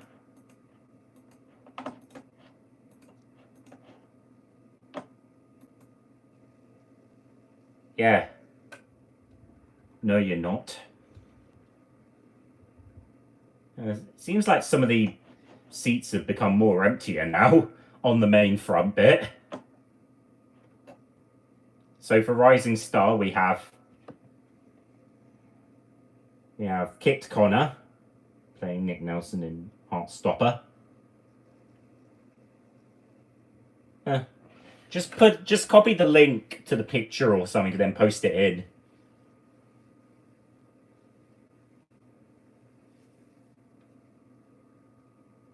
We have Katharika Chanran as Edwina Sharma for Bridgerton.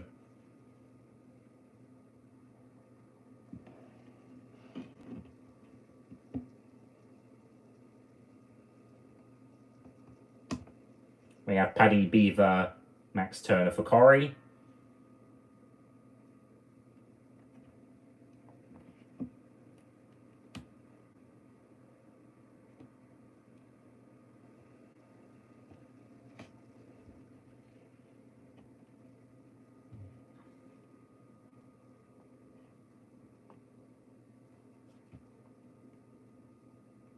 And Joe Locke for Charlie Spring for Heartstopper.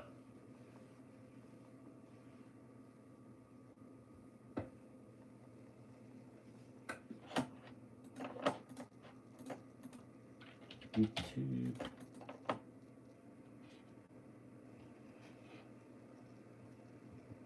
Let's see who wins.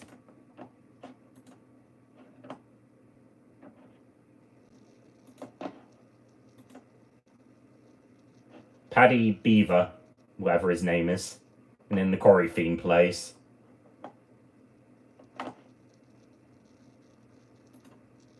And then he runs onto the stage.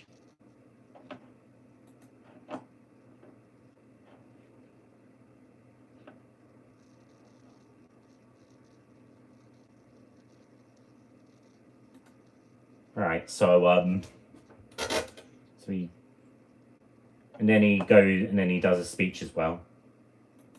So he's saying, "Wow!"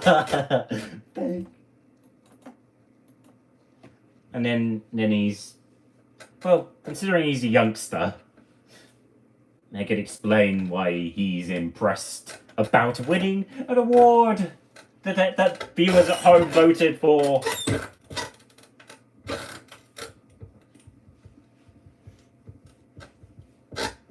Oh, I'm on a roll.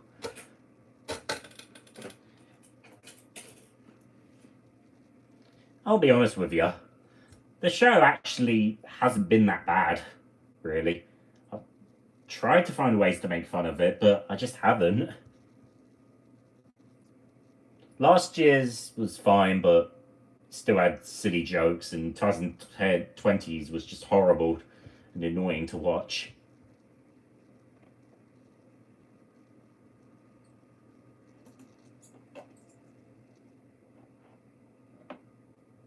Now we're on to the next advert break, or something. Well, there's an ad.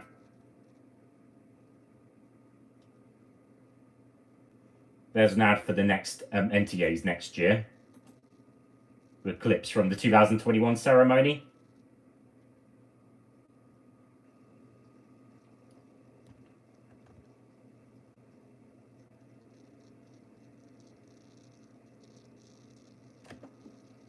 Well, we're on to the next advert.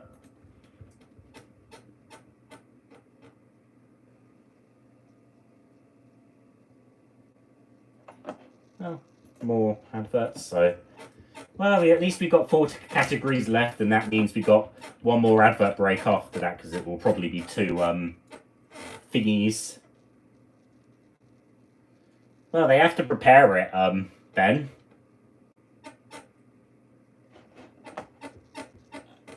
I'm just looking up what's on the, what the heck is going on in, Twitter world. Oh, let's see what Alex Lovell has posted. Oh. The Glosbiz Awards she's doing, whatever this is.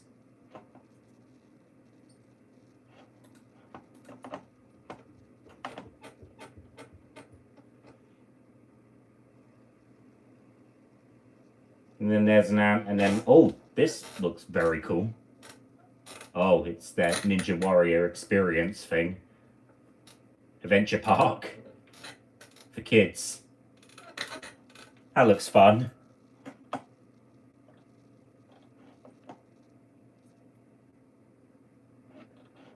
I don't feel like commenting right now about Alex's thing.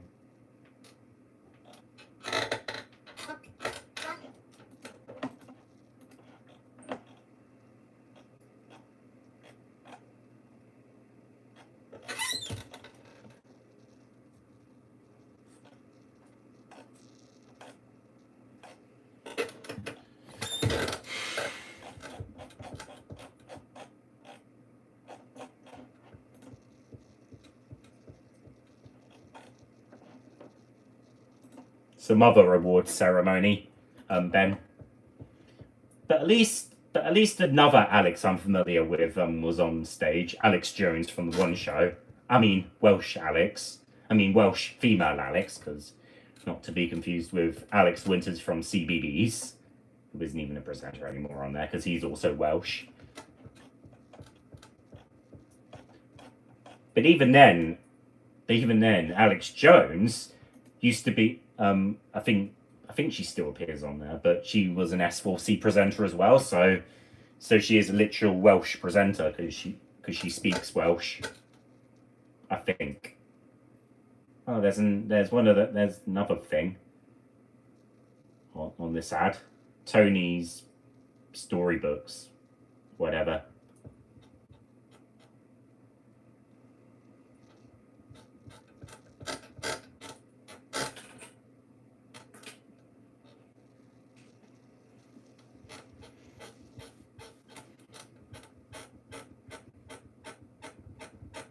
Lipton's, share some sunshine, says the ad.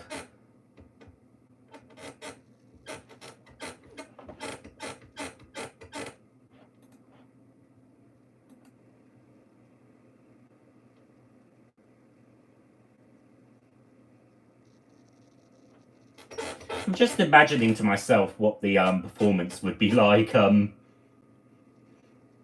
stage right now during the advert break. Who knows? And then there's a News at 10 preview.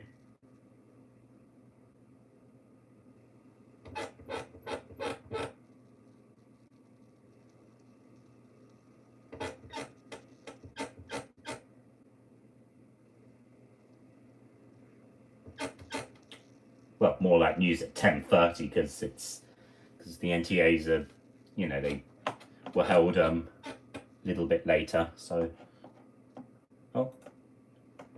I think we have 4 more categories left, and then the show's finally over.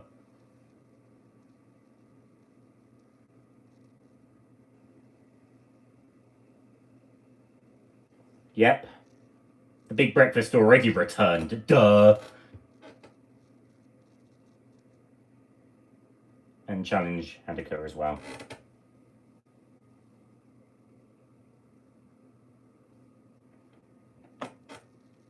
Sound effects.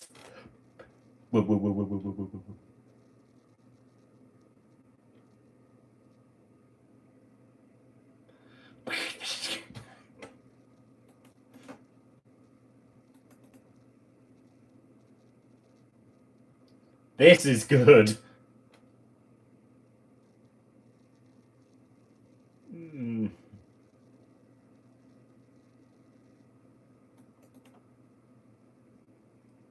Well, this is most likely to promote the reboot.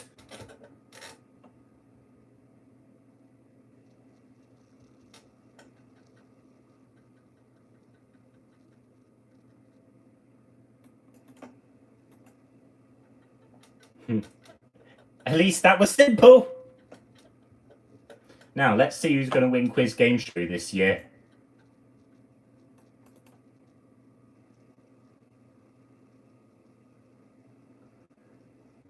And then she's promoting the reboot that's coming in a couple of... It's coming out.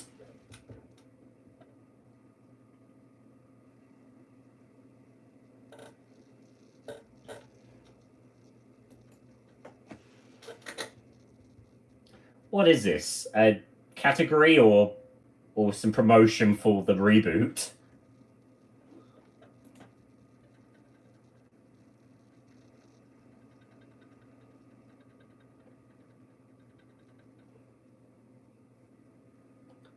Let's see what the categories are.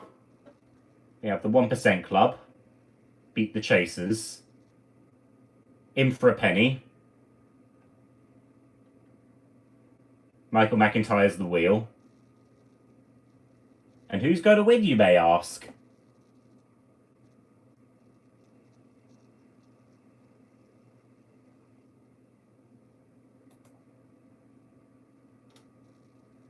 So they just showed off all the shows in a nutshell. So it seems like they are really rushing into this. And who's going to win? Yeah, Beat the Chasers won again. I guess.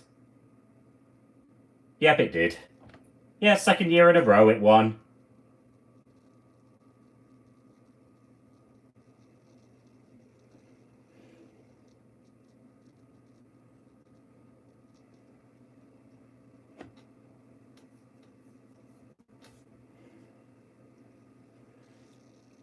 And there's some of our favourite chasers.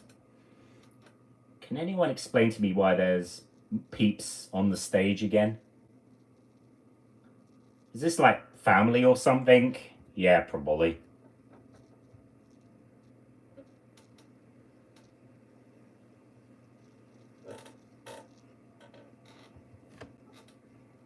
And there's Bradders.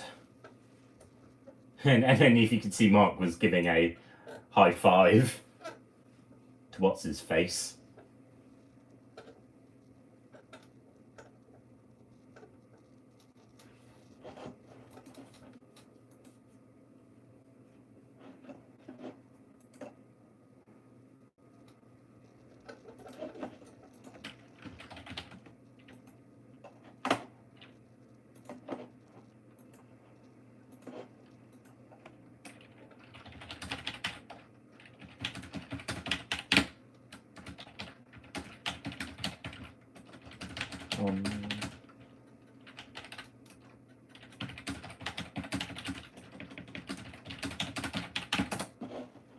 There we are.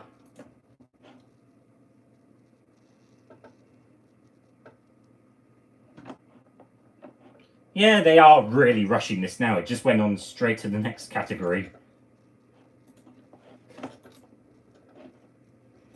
And I bet they're going to rush this one as well, and then they go on to the next Advert Break, and then the last two categories, and then the show is over.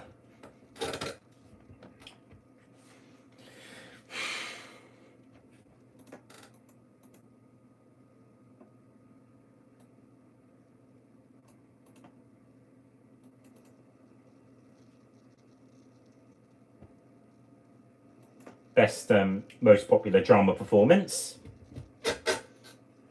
We have Jonathan Bailey as Anthony Bridgerton for Bridgerton, the Tertulia character. Hang on a sec.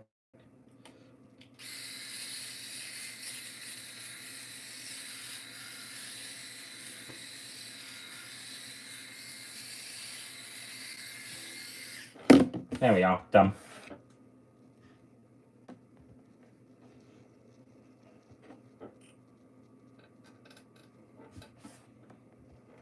We have Nicola Walker as Hannah Stone for the split.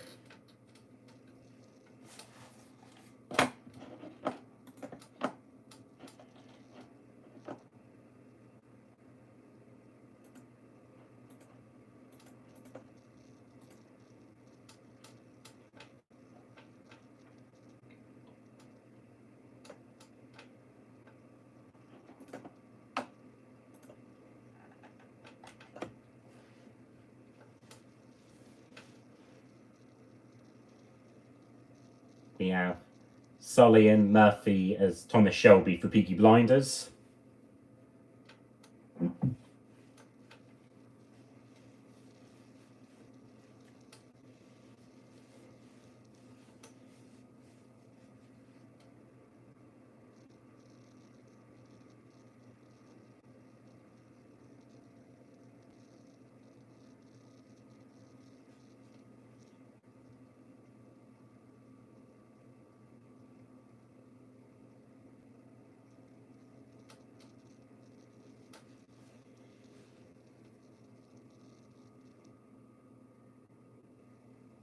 Vicky McLeod as Lana Washington for Trigger Point.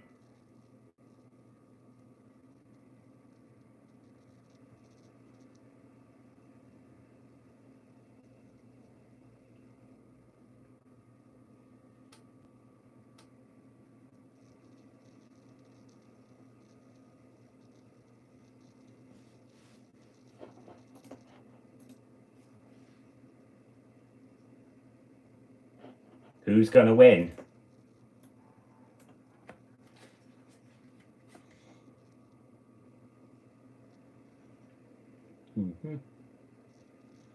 Cillian Murphy wins. Cool.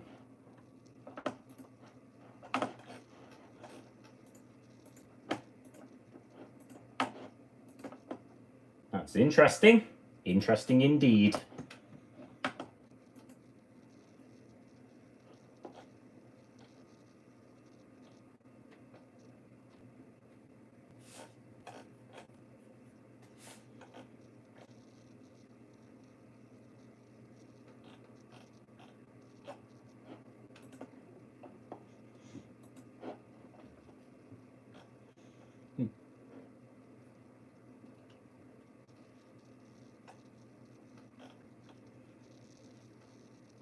Where have you been? Get back to work. A kid puked in dressing room 3. But it's my first day and here's your name tag, Mark.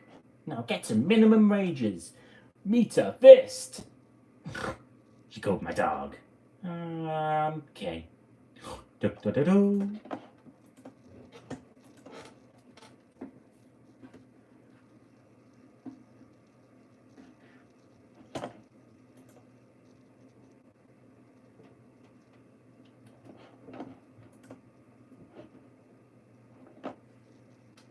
And then he's reading on a piece of paper of his scripted speech.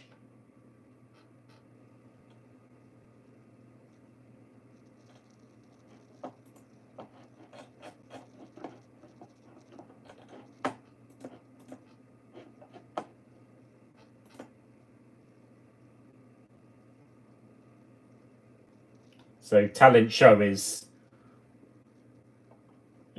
second to last.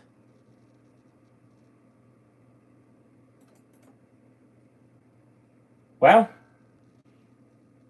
it seems like they're going to do what they're going to do. It's a tribute to Queen Elizabeth. Now, I was waiting for that to happen even before the show started. And now it's finally arriving. Now, better keep myself silent.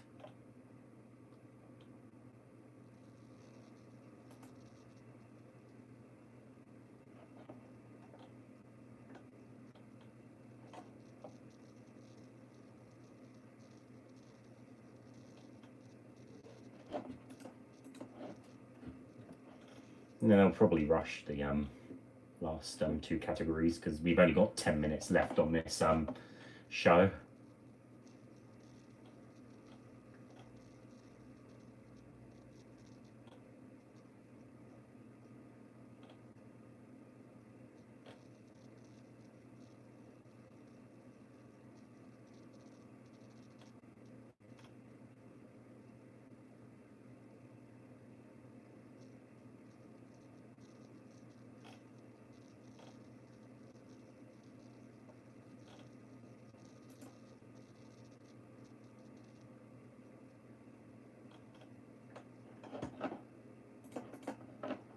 Oh, wait, that was short.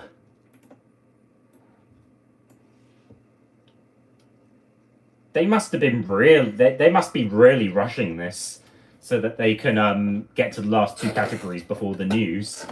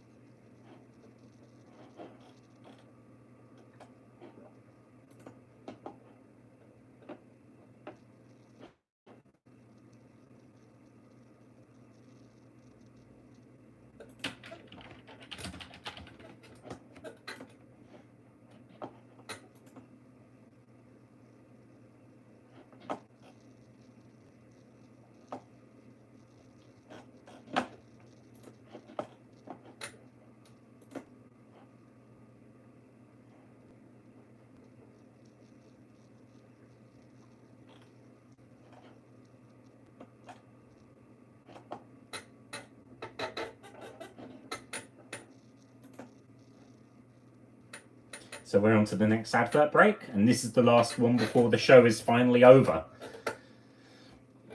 Might as well explain to myself what I thought of the show. It was good. Better than last year, better than the year before, definitely, but yeah.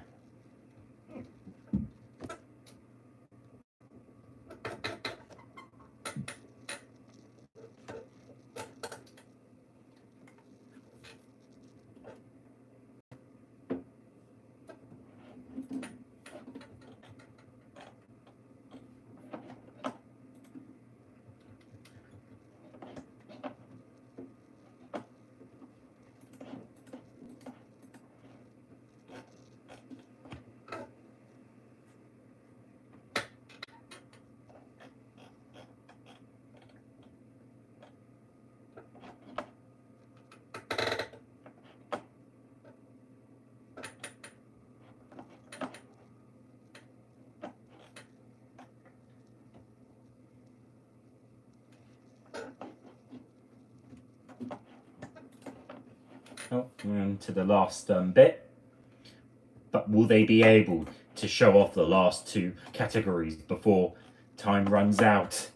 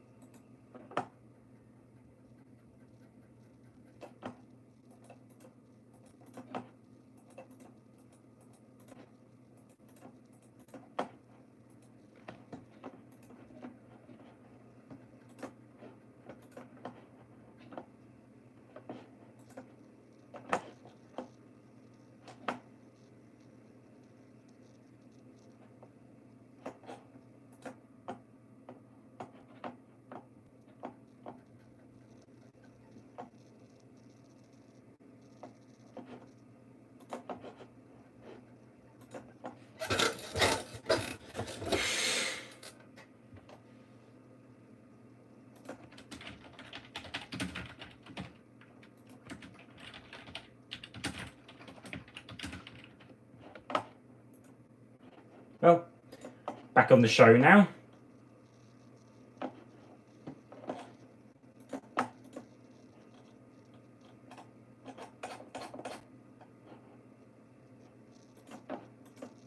So much.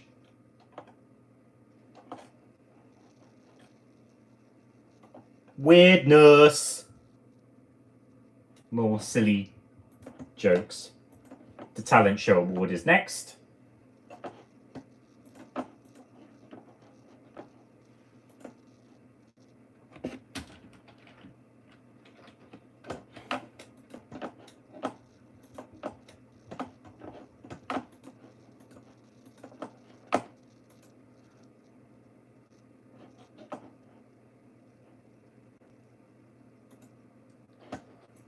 And it seems like we got that new Love Island host presenting this time.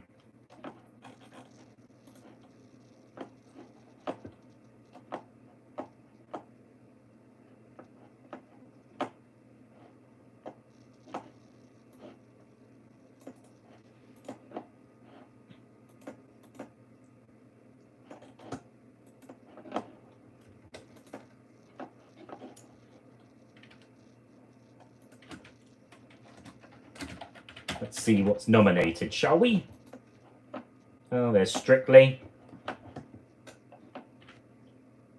There's BGT.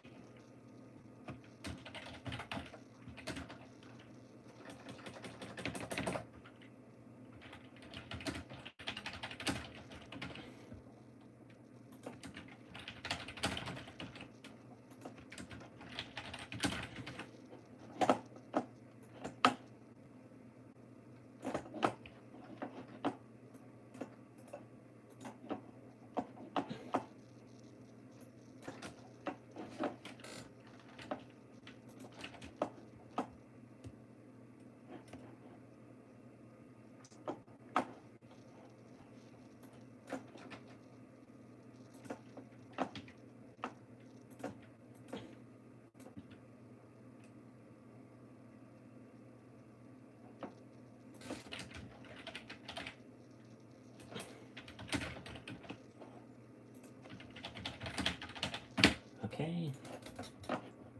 And there's Masked, whatever. Who's gonna win, you may ask? Who knows? And Joel's watching himself.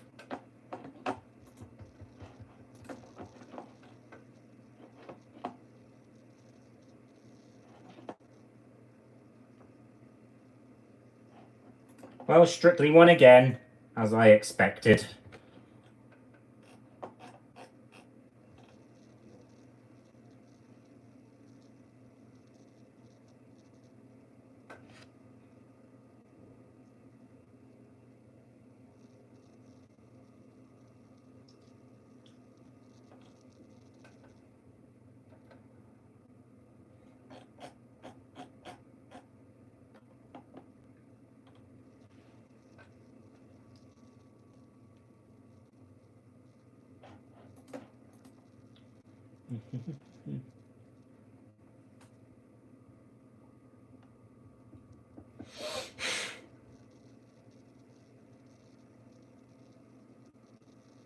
Now there's one more category and then it's over.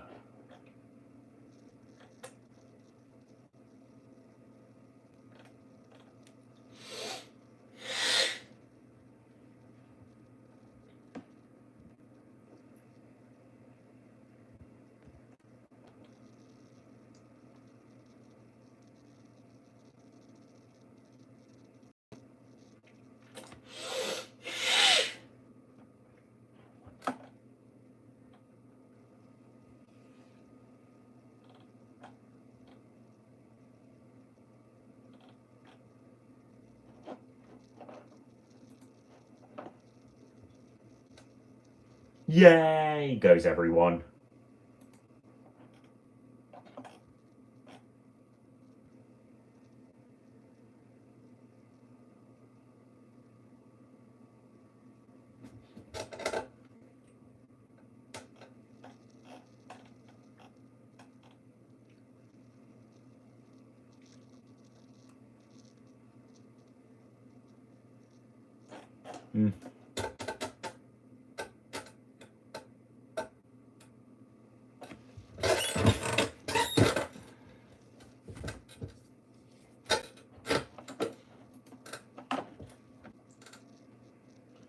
Okay.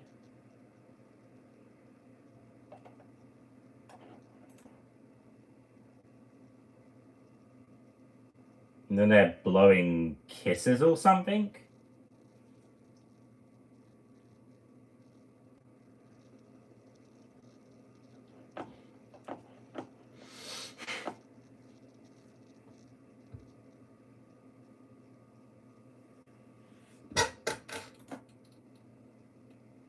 And he's saying prop guy has got a thing.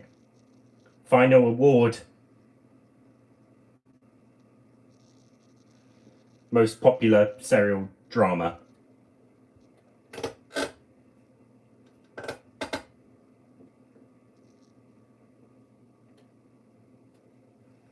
Oh, Boy George is hosting this one. That's weird. Yeah, it's a bit unfitting, but oh well.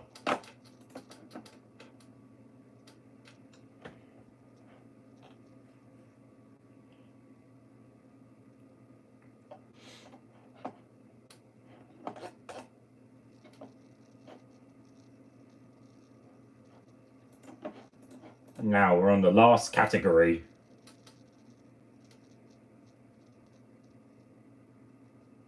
Who's gonna win, you may ask?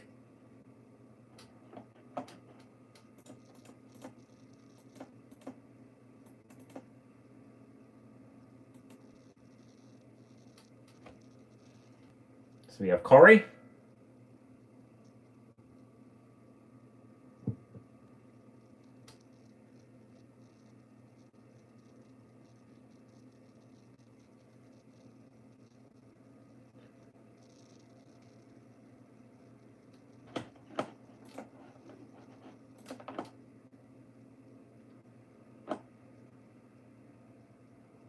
We have Emmerdale.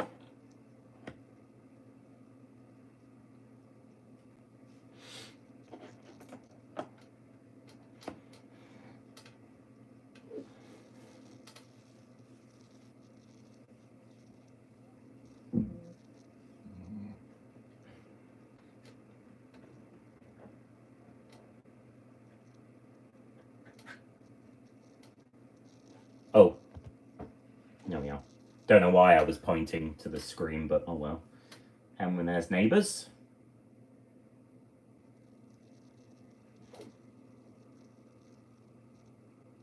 Which was nominated for the show's finale.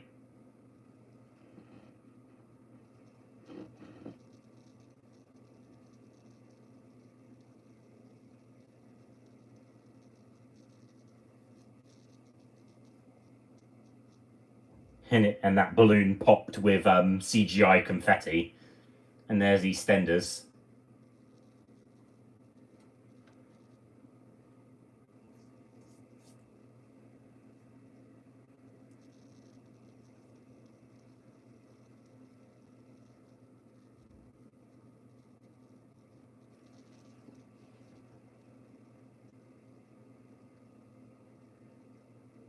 And then let's see who wins. Could I expect what it is?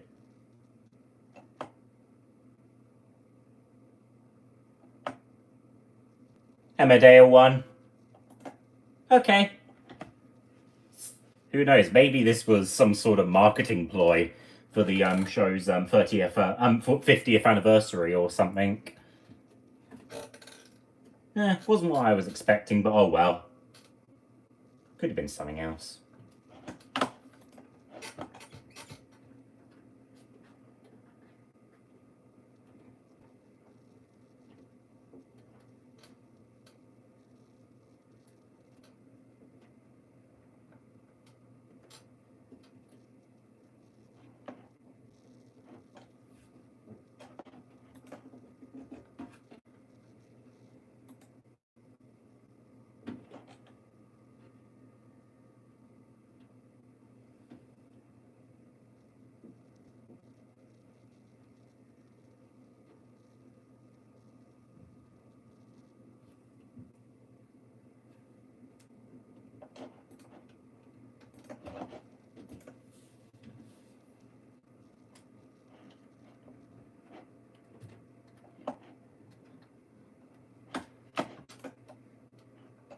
And there we are, the last speech, and then just waiting for when Joel comes on stage and says that it's over.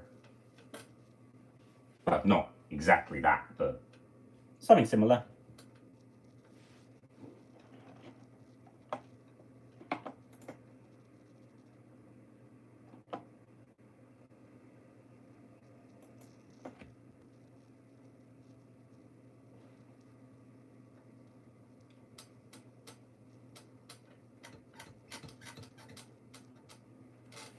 And then they say,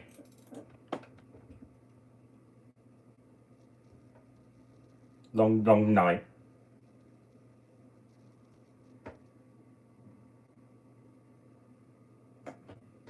Well, the NTAs are over.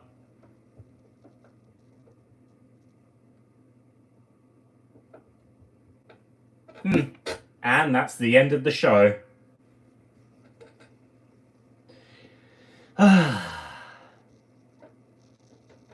Let's have a look at it.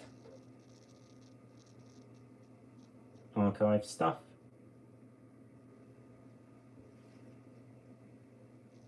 No, advertising ITV Hub stuff. More like news at 10:36. Well, that's the NTAs done for another year. And that was my very first live NTAs on here. So, what I would say is, I'm going to keep this stream up for anyone who wants to see my reactions to it all, or whatever happens. So, let's just say, thank you for watching, and have a good night.